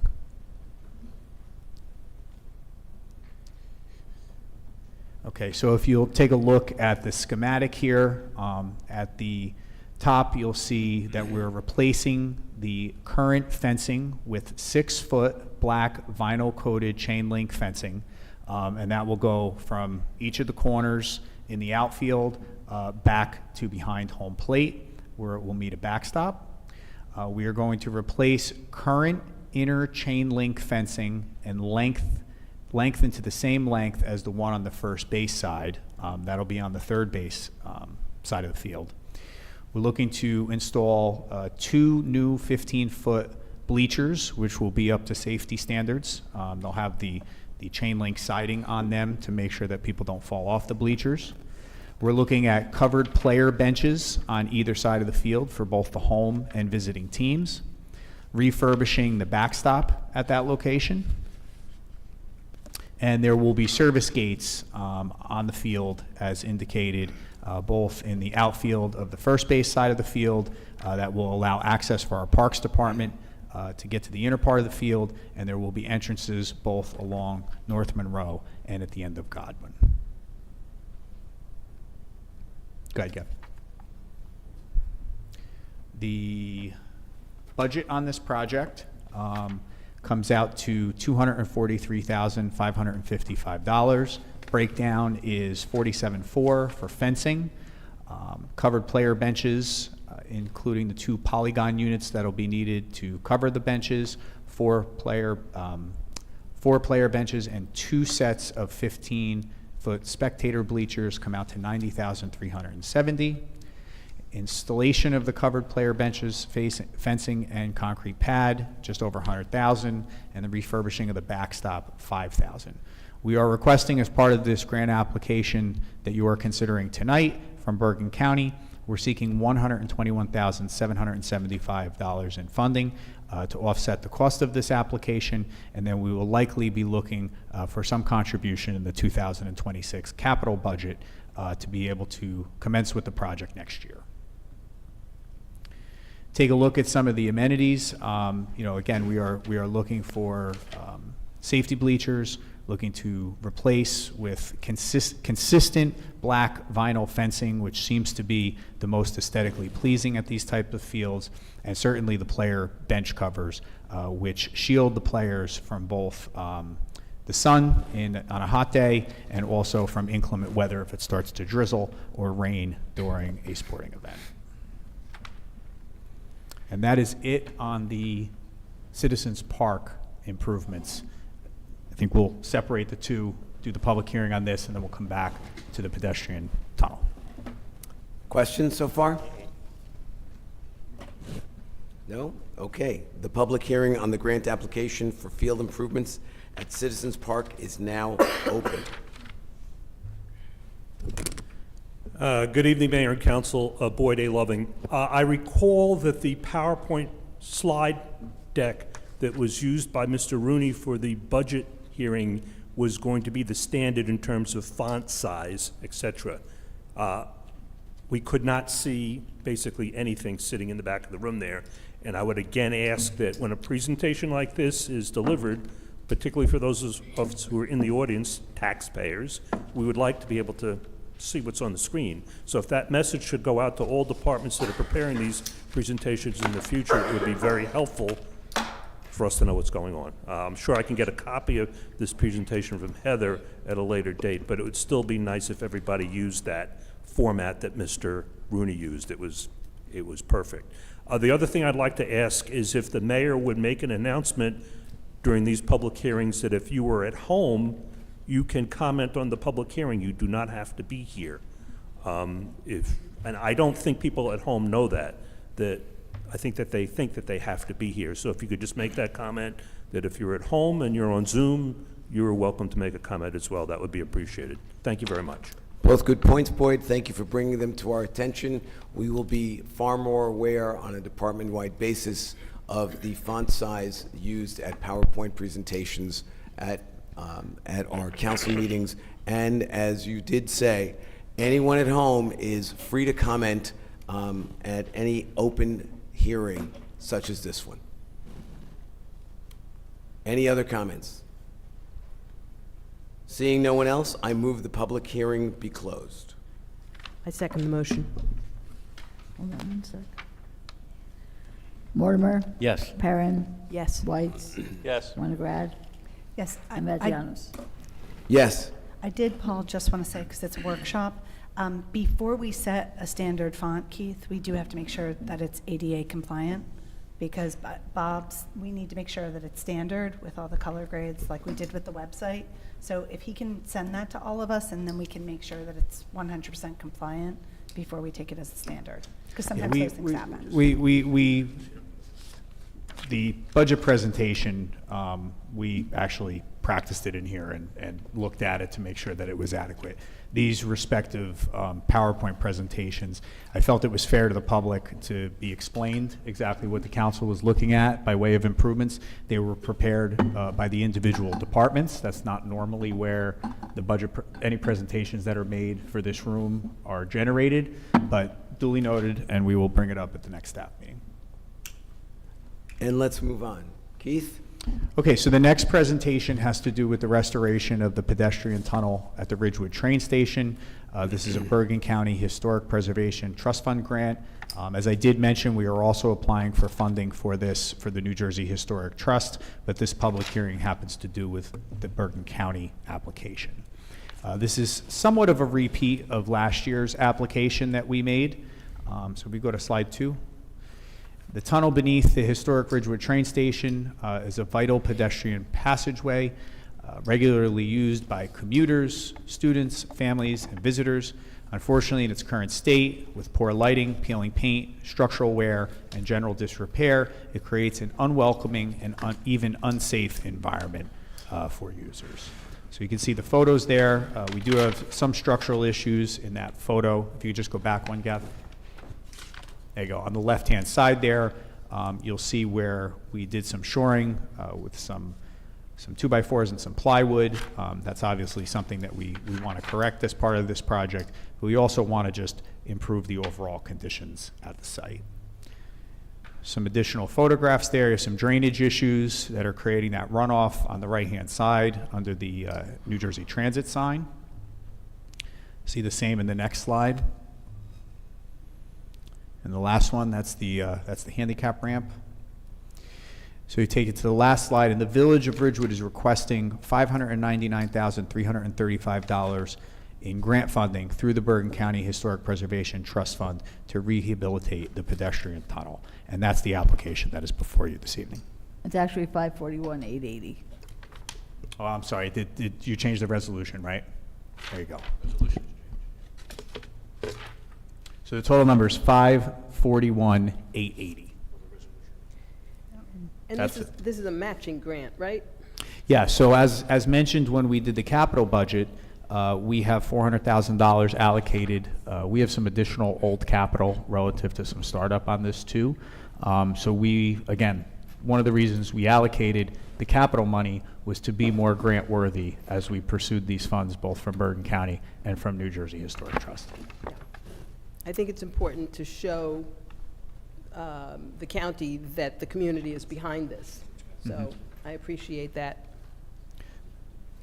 So Heather, the correct amount of 541,880 is in the resolution that's before council, correct? That's correct. Yeah, the PowerPoint presentation was not updated with the new number from the architect. My Questions from the apologies for council? that. There it is. Nope. Good. Then the public hearing on the grant application for restoration of the pedestrian tunnel at the train station is now open. Good evening again, Boyd A. Loving, 340, Ridgewood resident. This is a matching grant, is that correct? Yeah. I'm sorry, I need to stop. I'm kind of disappointed because we are elected, the five of you. Every time I seem to have a question, you seem to refer to the manager. Doesn't anybody read their packets that any of you could answer these questions? Why do you point to the manager all the time? We elected you. Can we? I think they're just giving the manager first dibs at answering your Okay, question. it's just disappointing that when we ask questions of the people we elected, you all turn your heads to the manager. I know that the manager works for you, but it would still be nice if somebody of the elected officials could answer. Boyd, some we of these often answer questions, as you have seen many times. The manager was making this presentation, and so we Okay. were allowing him. Mr. to Lovey, you have a continue copy of that the agenda? presentation. Yes, I do. You've read it? Yes. It says $541,880, which is a matching grant? Matching grant. Okay. Question answered. Okay. And by the way, Thank you. Boyd, I don't want to, normally I don't speak while others are speaking. I was nodding my head in the affirmative at you when you said that. But normally we don't actually speak, like it's supposed to be you speaking to us and then we respond. So that's why I generally don't respond to you. But I was nodding my head at you. Thank you. And if I ask, is this a matching grant, I do that so that people in the public know it's a matching grant. I have read the packet. Just wanted to confirm it. Is that okay? Could I add Thank one- you. All Could I good. add one more thing? That we do get packets delivered at home and corrections and modifications are, so that's why we're flipping the papers. There was one that was sent to our home that we pre-read, and then tonight when we came up, all the changes were made with the values in front of us. So sometimes we have two numbers and we're trying to make sure it's set. Thank you. Okay, 541,880 here. This is the Bergen County. Can you tell me how much you're going to be asking from the state? I don't have that number in front of me, but I can have Carol send it to you tomorrow. I guess, That does not require a public hearing. okay, my concern is that 541,880 times 2 brings us to over $1 million for the project, and I don't know what you're asking for from the state, don't know what the amount is, but we have to double that amount because I'm assuming that's a matching grant too.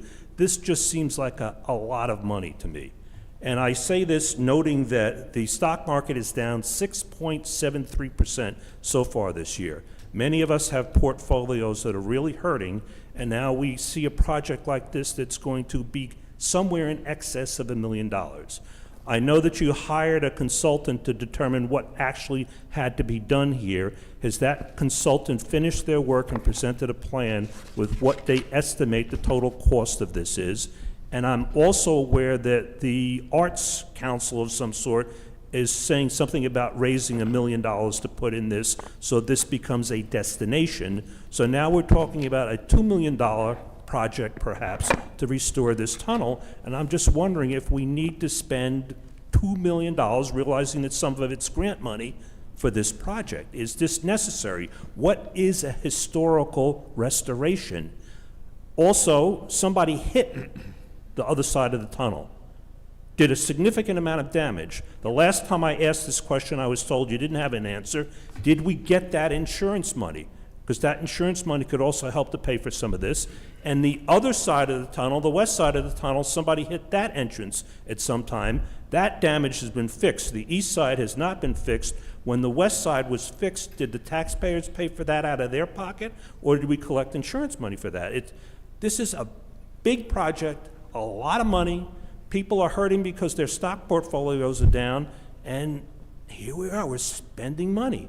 Is it necessary to spend $2 million to make this a, quote, destination, unquote, or can something be done to bring this, make it a little bit better without spending all this money? Realizing that some of it's grant money. So what is a historical restoration? What does that entail?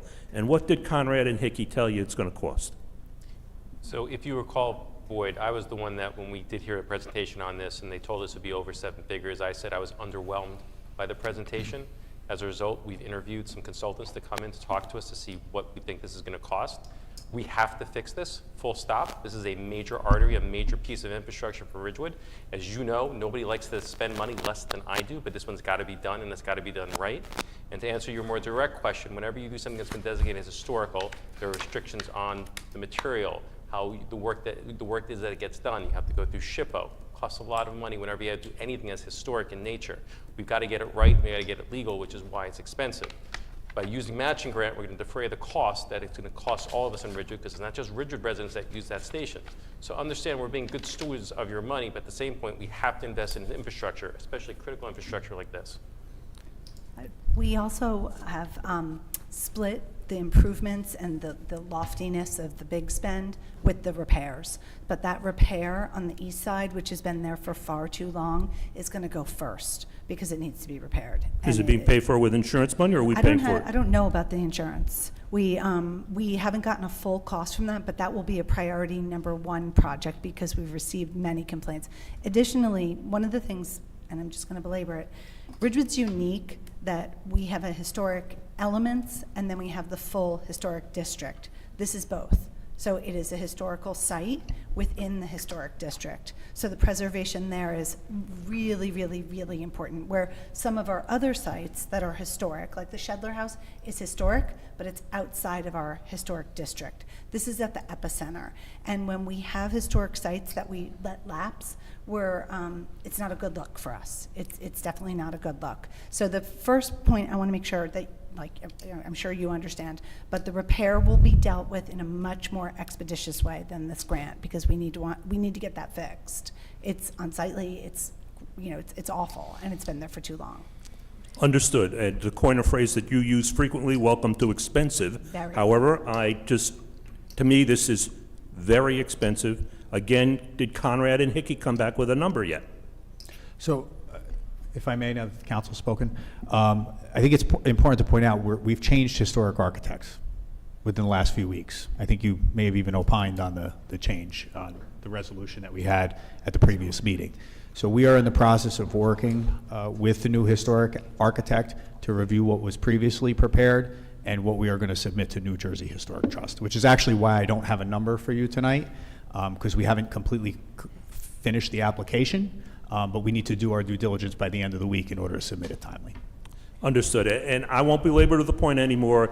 Again, I wish to say that the economy is not the greatest.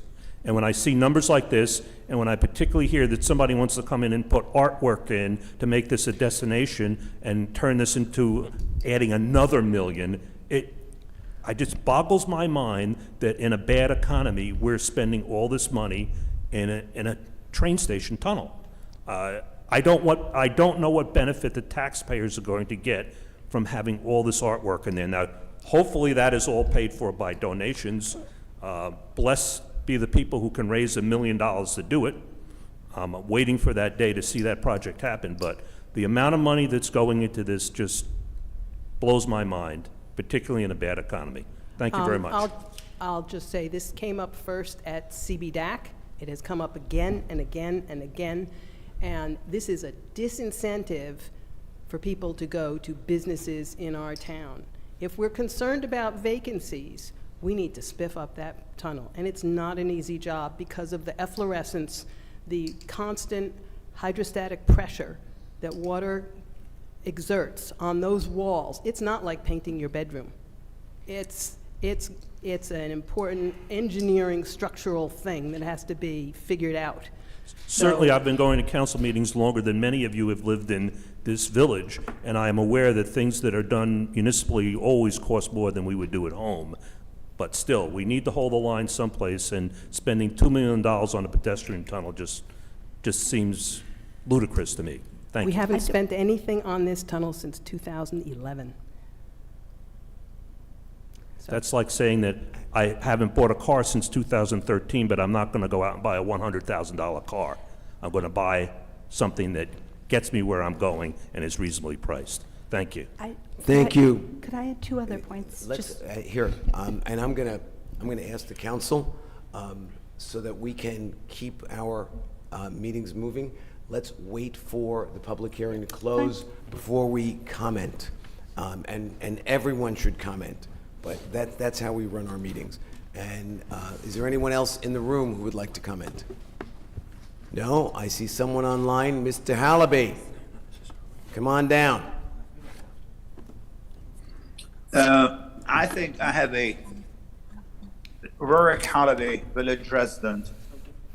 $2 million, I can do it for $2.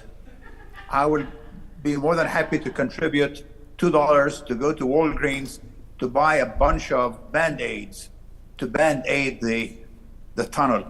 I mean, this is the most ridiculous discussion I have ever heard. The tunnel needs a major redo. It is collapsing. It is leaking. It is dangerous. The roof is falling down. And you look at I'm a student of history. Look at the Great Depression. Hopefully, we will not hit a Great Depression, though we'll probably have a nice recession. During the Great Depression, some of the greatest programs, some of the greatest infrastructures were built during the Depression to get the economy going. To say that you can't spend any money because the stock market is down is ludicrous. It is ludicrous. So continue doing what you need to do as far as cleaning up the tunnel. Thank you. Thank you, Rurik. Anyone else? Seeing no one, I move the public hearing be closed. Mayor, just two observations Wait, to I Mr. just need a second on that. Okay. Second. And then we need to vote on this. Who seconded it? Me. Thank you. I love that Paul's so process heavy. Look at you. Okay. You roll calling. Getting So roll loosey-goosey call. over here. Mortimer? Yes. Perrin? Yes. Whites? Yes. Winograd? Yes. And Vagianos? Yes, and Keith, before you jump in, Boyd, to your point, we are all aghast at the cost of this. And so you and I are in the same shoes. That being said, if you will remember, the 800 square foot teeny tiny house on the Shedler property, because it was historic in nature, cost $2.6 million. And so whenever you have the word historic, it's like putting the word wedding in front of something. It makes it so much more expensive. In this instance, while we certainly would like to put this off, if you remember the photographs in the presentation, that tunnel is being shored up by 2x4s. It needs structural improvement. It is at that point that whether your portfolio and my portfolio are up or down, if the roof is leaking, we got to fix it now. And that's the problem with this tunnel. It is leaking. It is not yet unsafe by any means, but if we put it off, at some point, remember, trains pass over that tunnel every day, and it has water problems. So unfortunately, and I really mean this, unfortunately, we have to do this now. And because that word historical is there, it is stupidly expensive. So I agree with you completely. Council. Sure. I just wanted to add, in addition to all the things we've highlighted, historic, the central business district, it's equally important that the pedestrian part is critical. Not only do we have commuters going under there every day where we see a huge amount of complaints. We have set up a lot of our planning in terms of housing. Ridgecrest, for example, is very pedestrian driven, and they use it. And then for neighborhoods like mine, where I live east of the tracks, but I'm zoned for west-sided schools, my kids that go to Ridge, they commute through there. So we have a school population going through it, we have a significant elder population going in and across it, and the commuting population. So it's important for everything everybody else said, but on a daily basis, if you were walking through there, and we hear from them frequently, it's just, it has to be shored up, and it has to be improved. Yeah, I mean, I'll be clear, I'm not going to vote to spend $1 million on artwork, certainly. I think that was being discussed to be raised privately. Would encourage folks to do that. It's great to beautify it. I will agree to spend whatever it takes to make it safe. And I think as everyone has pointed out, I want to belabor the point, it's not only historic, it's structural. You'll literally have trains going over that tunnel. It's got to be safe, and it should be here for another 100, 200 years, whatever it takes. But this is an area, again, nobody likes spending money less than I do, but when it comes to major infrastructure projects and safety, especially something that is used as frequently as that compared to some other historic work we've done in this town, this is absolutely the way to do it. Keith, thank you for looking for grant money to supplement Ridgewood resident money. I always like to see that, and again, I strongly favor this for all those reasons. And I think it's important to say that what we're talking about tonight is the structural stuff. The art was something that was proposed and has nothing to do with what we're talking or voting on tonight. Those are two separate things. Anybody else? Keith? No, Mayor, the only thing I was going to say is I think it's been said from this dais multiple times that any of the art aspect of this project was always going to be funded either through fundraised dollars or through grant money specifically oriented towards the arts. There was never any budget on the village side, capital or otherwise, to fund any of the art aspects of this project. And I think it's just important to stress that based on the comments here tonight. All good? Yep. Let's move on. Heather? The following your neck of the woods. resolutions, number 25-217 through 25-224, will be adopted by a consent agenda with one vote by the village council. They will be read by title only. Authorize application for Bergen County Open Space Grant, field improvements at Citizens Park. Authorize application for Bergen County Historic Preservation Trust Fund grant, restoration of pedestrian tunnel at the train station. Title 59 approval, horticultural supplies. Award contract, horticultural supplies. Title 59 approval, road resurfacing and repairs and other work along various village streets. Award contract, road resurfacing and repairs and other work along various village streets. Award professional services contract, geotechnical engineering services for the Shedler property. Award professional services contract, assistance in preparation and filing of paperwork for grant application, reimbursement of costs for North Walnut parking lot cleanup. May I have a motion? So moved. Second. Okay, all in favor? No. Mortimer? Yes. Perrin? Yes. Whites? Yes. Winograd? Yes. And Vagianos? Yes. Motion to adjourn the special public meeting and return to our work session. So moved. Second. Mortimer? Yes. Perrin? Yes. Whites? Yes. Winograd? Yes. And Vagianos? Yes. Keith? Mayor, under Ridgewood Water tonight, we have a refund of a water overpayment on Cliff Street in the amount of $1,335.55.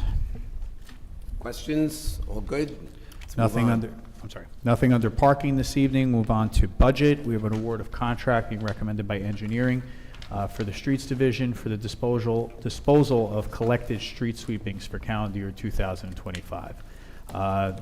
Went out, we solicited quotes. We had responses from 2 vendors. ORI is the recommended entity. They are actually out of New York State, but we have not been able to find a disposal facility within New Jersey.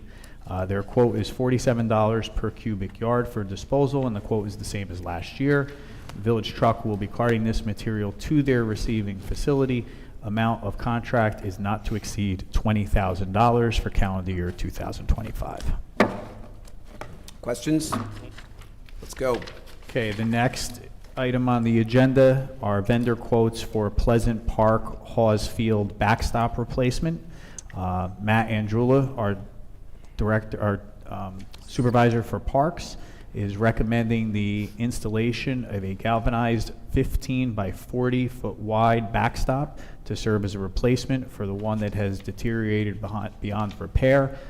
At Hawes Field, as you know, we've made some major investments there in conjunction with RBSA, both on the placement of sod and some improvements to the diamonds. His recommendation is to award this contract to Anchor Fence Contractors of Hillsdale, New Jersey. The installation will not exceed $34,450. Questions? On the third whereas of this resolution, it mentions 3 quotations. Did we only get 2?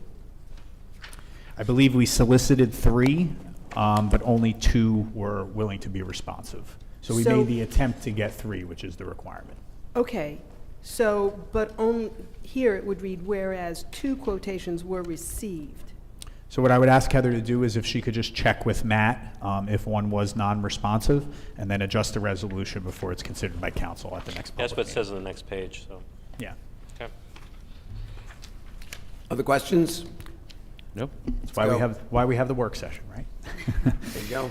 Okay, next item on the agenda is the award of contract under state contract for gasoline and diesel fuel.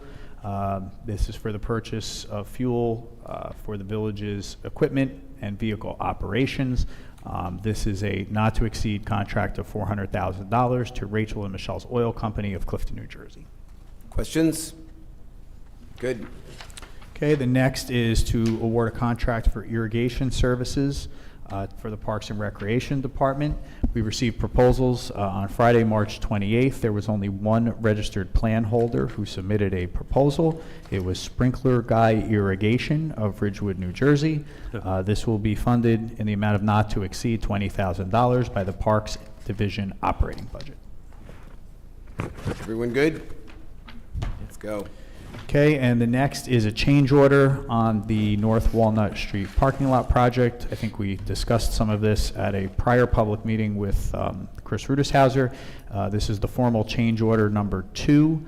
The site work has detected 2 additional USTs, concrete foundations, and more contaminated soil at the location. The concrete foundations will need to be removed as a result of what has been observed. They've been in contact with EHB, which is our licensed site remediation professional on this project, and there's an additional 1,400 tons worth of material that needs to be removed. This is change order 2 in the amount of $345,400. And again, I'll just remind the council and the public that this is what we previously approved the application for, up to 75% reimbursement from the DEP. That will include this change order as well. Questions? Comments? Good. Okay, and under policy tonight, we have a request from the Ridgewood 4th of July Committee. They are looking to make a request for a military flyover over Veterans Field prior to the fireworks event this year. There is no guarantee that this will be approved by the Department of Defense, but they would like to make this request, see if it happens this year. If it does not, they will make a similar request with the council's permission next year, which I'll remind everyone is the 250th Independence Day celebration as we celebrate America's 250th birthday. So Keith, this is my committee. I think I definitely applaud and I support this. I don't want to say it's unlikely, but there's some tight timelines. There's a very big process in terms of getting FAA approval, approval from a military organization. Military organization would do it. You have to get a local approval. This is basically just to sort of start the process to see if they could if it's even feasible. Again, we're always optimistic. I think it's probably unlikely for this year, but I think we're trying to think ahead of using this potentially as a dry run if we want to try this again next year, because then we kind of know how this works. With that said, I'm happy to present that certainly if something happens and we actually get approval, we can come back to the committee, to kind of get everyone's okay on it before we actually do it. But I just want to be kind of transparent in that, well, we're always hopeful. I don't know how likely it is going to be for this year. My understanding is by making this request, we're now in the queue, so to speak. Exactly. It gives us the ability to file for it, saying we have the support of the council, and essentially, see how feasible this really would be for this year, but more likely feasible for next year. Well, and my question would be that can we apply for next year now? It's a good question. I don't know if we're able to do that far in advance, but I think if we have our support, from this council. I'll talk with Tara, and we'll see what we can do to potentially try to do it for both. Should we, to expedite it, change the, So through you, Mayor, the reason that I put this on the agenda after consulting with Heather is I wanted to make sure that there was council support for this request. I think we should leave the details up to myself, Councilman Whites, and the 4th of July committee to figure out what the best path forward is. I think the buy-in of the council to want to have this happen on a forthcoming 4th of July celebration, whether it be this year or next, is what we were seeking tonight. Everybody good? yeah, I think it's fantastic. I think it's idea. great, Evan. I mean, Yeah. I think it's great. I wish you the best of luck. If you need anything, let us know. Parachutes. We just maybe parachute in if we can make that happen. Actually, I did call Tara because I loved the parachuters that we used to have. Yeah. It was so dramatic. However, it was hard to get them to land in Vets Field. Yeah. And so I think this is a good solution. I'm in favor of it. Now that we got the lights, though, it should be easier, right? Oh. Remember, there's a lot of people laying out there. When was- I think we all love this idea. We appreciate you doing this, and all I have to say is you have a lot of fun committees, Evan. We're gonna have, So, by we're the gonna way, have to take a I closer have to look stop at you that. right there. This is not me. This is the wonderful Tara Masterson and that whole group of people who do far more than we give them credit for. I'd like to say it's me. It's not. All good. Let's go back to public comment.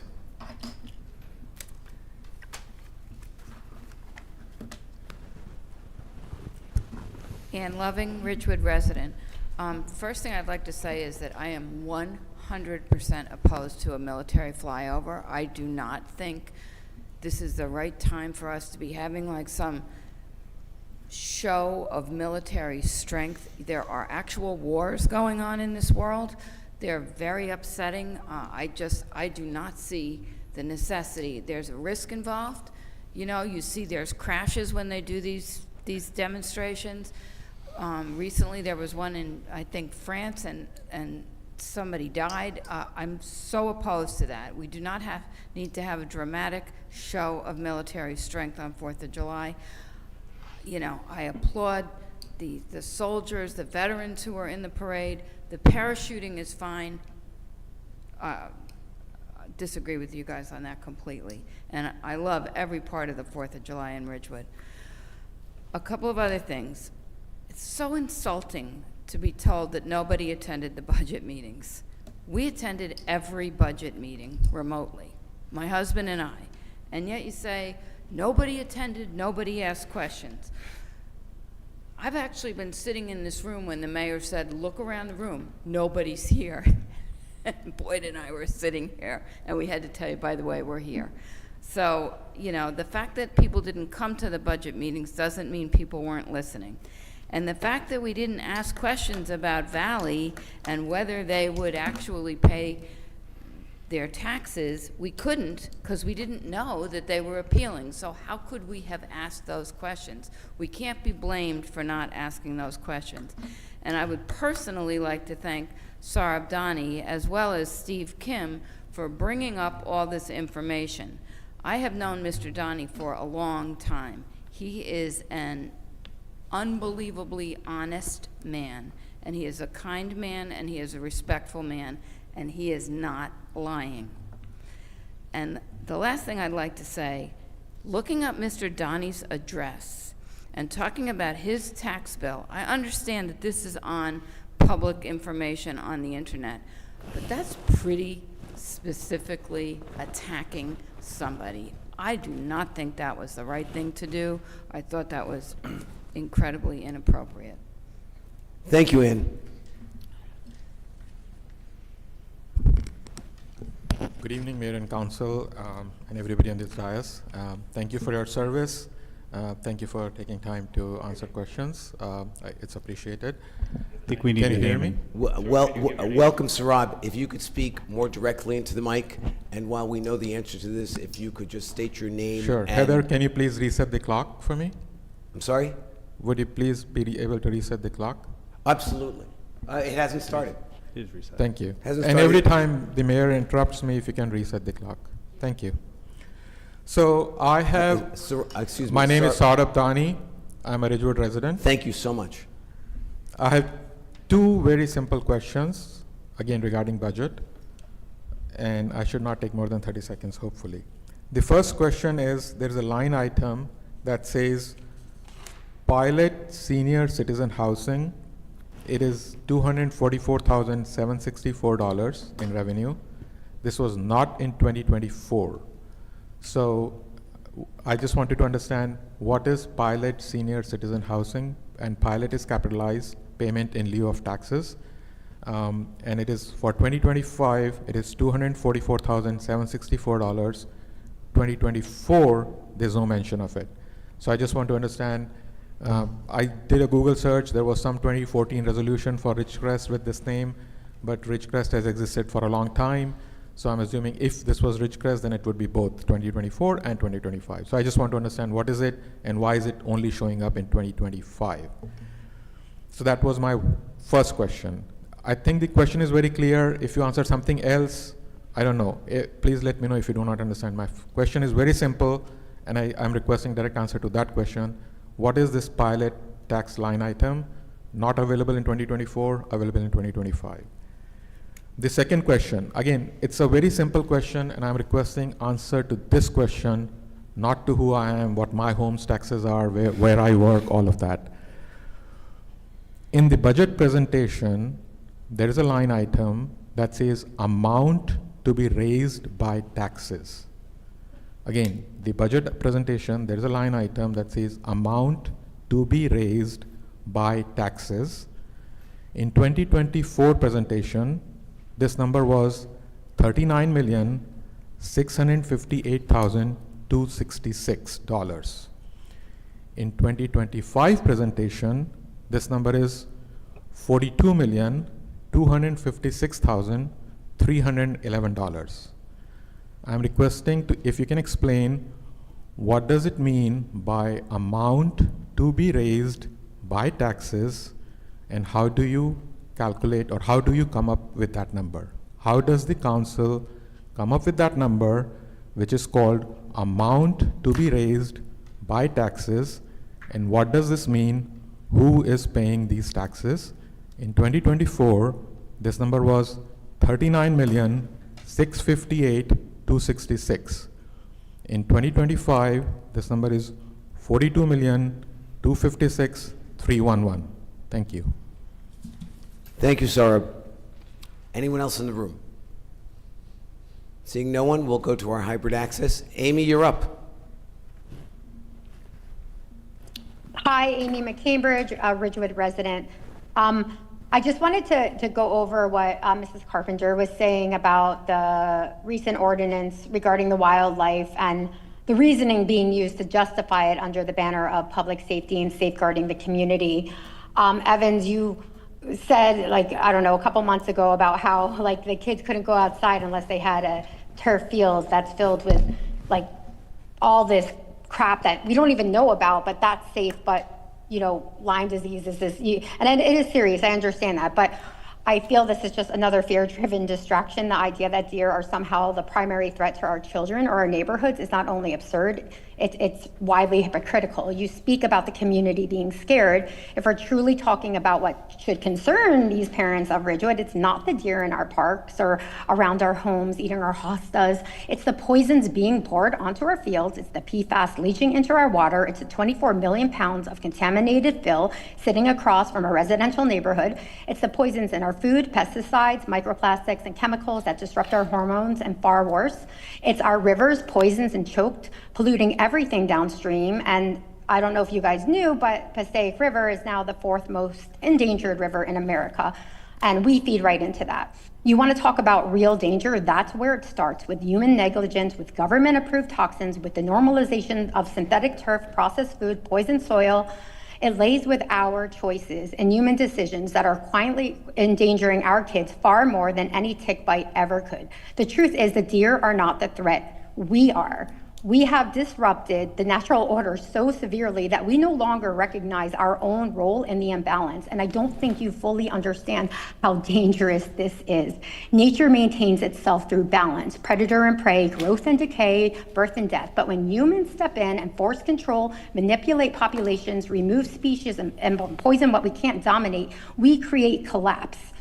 and you guys are talking about a money collapse, you are in for such a bigger collapse, like a nature collapse where you're gonna see storms and fires like you've never seen before. Ordinances against our wildlife is not going to fix that. They are not the cause, they're the results. And again, doing this, during Earth Day, I don't think it would have mattered that people are just gonna continue to do this until they realize the Earth is far more stronger than we are. It's supposed to be a time to honor and protect this Earth. Instead, this council is spending it justifying the destruction of another part of it. You can kill every deer, and I know that's not what you're doing. It's not going to change the fact that our children are playing on synthetic fields that reach 180 degrees and leach endocrine disrupting chemicals into the ground. You can eliminate every animal in sight, but it's not going to undo the carcinogens already flowing downstreams or the toxins saturating our food. So please, we need to stop pretending that this is really about safety. If safety truly mattered, we'd all start by looking in the mirror. Thank you. Thank you, Amy. Jacqueline, you're up. Jacqueline Hone, Ridgewood, New Jersey. I can't believe that this council unanimously is entertaining the thought of a military flyover. I strongly, strongly oppose to that. It's another example of this council's greenwashing. For instance, a single jet, like an F-16, can burn over 800 gallons of fuel per hour, releasing thousands of pounds of CO2 into the atmosphere. That doesn't include the wildlife disturbance that this causes. It's certainly a big flash of financial costs that we should not be doing at the moment. There are alternatives to flyovers. And just to come back to the contamination, it's actually in our master deed, which I would suspect that this council would know like the back of their hand, that Ridgewood is in a major fly path, a flyover, and we are already trying desperately, or at least we should, to clean our air of these air traffic emissions. And here you are saying, let's just have another hurrah of military flyovers releasing, again, just one of the planes releases over 800 gallons of fuel per hour. It's sheer hypocrisy. It's greenwashing at its best. I can't even believe that Councilwoman Pam Perrin would go out of her way to say how she agrees to this. I don't think this should be considered at all. We're dealing with enough contamination. Enough damage has been done by the village of Ridgewood against the public in contaminating us. Please don't do this. Do not agree to a flyover. And Evan, I would not, you would be the last person that should be boasting about adding more contamination to the air and all of the people underneath it that are there to celebrate. Speaking of freedom, we wouldn't even have freedom to breathe the air. So I strongly, strongly, strongly oppose this, and you should really, really rethink your decision as far as adding more pollution for a simple show of we have more in Ridgewood. Thank you. Thank you, Jacqueline. Anyone else? Seeing no one, I'm going to close public comment, and we will entertain a resolution to go into closed session.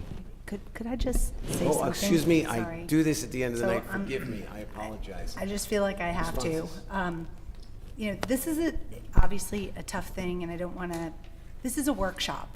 So workshops are where ideas come up and then detail is fleshed out. So clearly there are concerns from a flyover. Obviously, if we had drought-like conditions, that would be concern for all of us. But it's an idea. And it's tough to have these conversations. I'm the daughter of a Marine, my brother was in the Navy, and sometimes these conversations very quickly become polarized. And that is what I don't want to end the meeting with. We all support our military. We all understand about the intricacies of executing a specialized event like this and are mindful of how much it would cost. But the most appropriate place to bring it up is in a workshop, which is what Evan did. And that's what we're here for. but it's becoming increasingly difficult to have a conversation, because if we don't have the conversation out in front, one, that's illegal. Two, then we can't get feedback from the public. So I just want to make sure, it's a tough time in the world. It's an incredibly tough time to be a military family. I know this full council supports this. It's an idea with many, many, many logistics. Some are environmental and some are safety. But I want to be clear, it's an idea that we're considering, and all of the details be worked out. And I want to be very mindful that we don't want to have the conversation be polarized into something anti-military and anti-supporting a ceremonial aspect of what they do. It's very important to them and the green side of Ridgewood. So I'm sorry. I just felt like I had to say that. No, appreciate that. I want to thank the commenters, because you bring up things that I hadn't thought about. And Evan, I hope you'll bring that back to the committee, their concerns. Yeah, no, I'll definitely bring. Because it gives me pause, definitely. I mean, I'll certainly bring it back to the committee for thought, and as I said, I think if there's a possibility of doing it, we'll bring it back to the full committee. I do want to echo, I think, Siobhan, your comments are really spot on, that this is one of those topics where we should have a discussion, as always, but it's very hard to have a civilized discussion when the immediate reaction is, you're greenwashing, you're a terrible person, you know, what's wrong with you, for coming up with or thinking about something that is probably, you know, somewhat popular, I would think, in the village. Reasonable people can disagree on this as on other topics, but you poison the well when you start throwing barbs right away and make it very difficult to hear opposing viewpoints when they're attacking you instead of trying to persuade you. Anyone else? Mayor, I have two things. One, I apologize, Mr. Donnie, I'm having difficulty connecting from my laptop to the shared folder, so I can't look up that question you have about that line item, but I will certainly find out and report back. My apologies on that. With regard to the amount to be raised by taxation, again, in an effort to just try to simplify a complex process, when we prepare the municipal budget, just as I'm sure the school board does the same, we come up with all of the appropriations, what the spending plan is going to be, what we need to expend those funds on during the calendar year. At the same time, we put together all of our revenue sources. So what are our revenue sources? Court fines, fees and permits that are supported by the different village departments, registration fees, all the different things that we raise revenue on. And then what we do is we calculate that, and the bridge to what the appropriations are and what we are collecting in fees, the bridge to that is what is to be raised by taxation. So that's essentially the number that is collected through property taxes after all of the other revenues that we take in are considered. And that's a little bit different than the school budget, because their revenue stream is not as strong absent taxation as is the village. That being said, the amount to be raised by taxation this year, just as it is with the Board of Education, is spread out over a larger tax base because of the addition of Valley Hospital and the additional ratables that have been added to our overall net valuations for 2025. And thereby, the tax increase, as we stated at the top of the meeting, we'll end with this as well, on the average homeowner in Ridgewood is 3.1%. And the only thing I will say in closing to Mrs. Loving, you know, with all due respect, I've had, and I'll continue to say that regardless of whether I'm mocked or not, because I think it's heartfelt. But I'm going to tell you this: the amount of conjecture that has been out there on social media the last few days, continually trying to convince the good people of Ridgewood that their taxes are going up by north of 6% when their taxes are going up by 3.1%. Many of them have written to me, and many of them have been critical of the critics who are pontificating on these outlets, and asked questions, legitimate questions that they just wanted legitimate answers to so that they could better understand the municipal budget process. And I've answered those individuals. And many of them have asked me, well, how does this affect me? And while I didn't take every single one of them and run their tax calculation, we did, to the best of our ability, answer that question so they knew how it personally affected them. And that's what I tried to do with Mr. Donnie, because he's been one of the most vocal people in this space over the last few days. But as I often point out, one thing that I can't handle is hypocrisy. And as somebody who perpetuated sharing information about a particular resident in this town who was delinquent on their taxes, and even proposed that they should not be able to participate on a volunteer board in this village, and then to have the gall to get up there and say to me that what I did to Mr. Donnie tonight, simply by pointing out public information as to how this would affect him so he could better understand this discussion? Come on. Come on. What I did tonight was informational.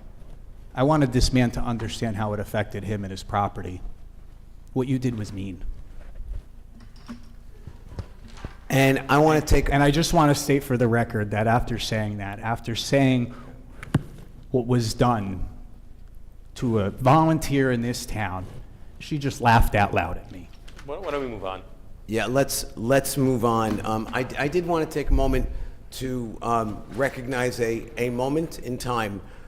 Jacqueline, you pointed out something that I had not considered, and I don't know that I am persuaded, but it's certainly food for thought. And should this go further, we will have a bigger discussion about that issue. So thank you all, and with that, Heather? Yes. Be it resolved by the Village Council of the Village of Ridgewood, the Village Council meet in closed session on April 23rd, 2025 at 7:30 p.m. or soon thereafter as the matter on the agenda can be reached, and the said closed session be held in the caucus room on the 4th floor of the Ridgewood Village Hall, 131 North Maple Avenue, Ridgewood, New Jersey, and be it further resolved that the matters to be discussed in closed session are limited to legal matters to include potential litigation, Valley Hospital tax appeal, expedited tax sale, and West Glen Avenue sidewalks. These matters are allowable under NJSA 10:4-12 at second. Be it further resolved that the minutes of this meeting shall be made available to the general public when such matters have been deemed completed by resolution of the Village Council. May I have a motion? So moved. Second. All in favor? Aye. Any Aye. opposed? And Okay. you know what? I'm going to take a moment. There is no point in time since I have sat on the council where any member of this council has laughed at anything that any member of the public has said. We listen attentively, whether we agree or disagree. Laughing at someone who is giving an explanation is uncalled for and unnecessary. And I have only asked for mutual respect. So if we start laughing at you, by all means, join in. But to do that is completely disrespectful. And with that, let's call it a night. Motion to adjourn? We did, good. Right here.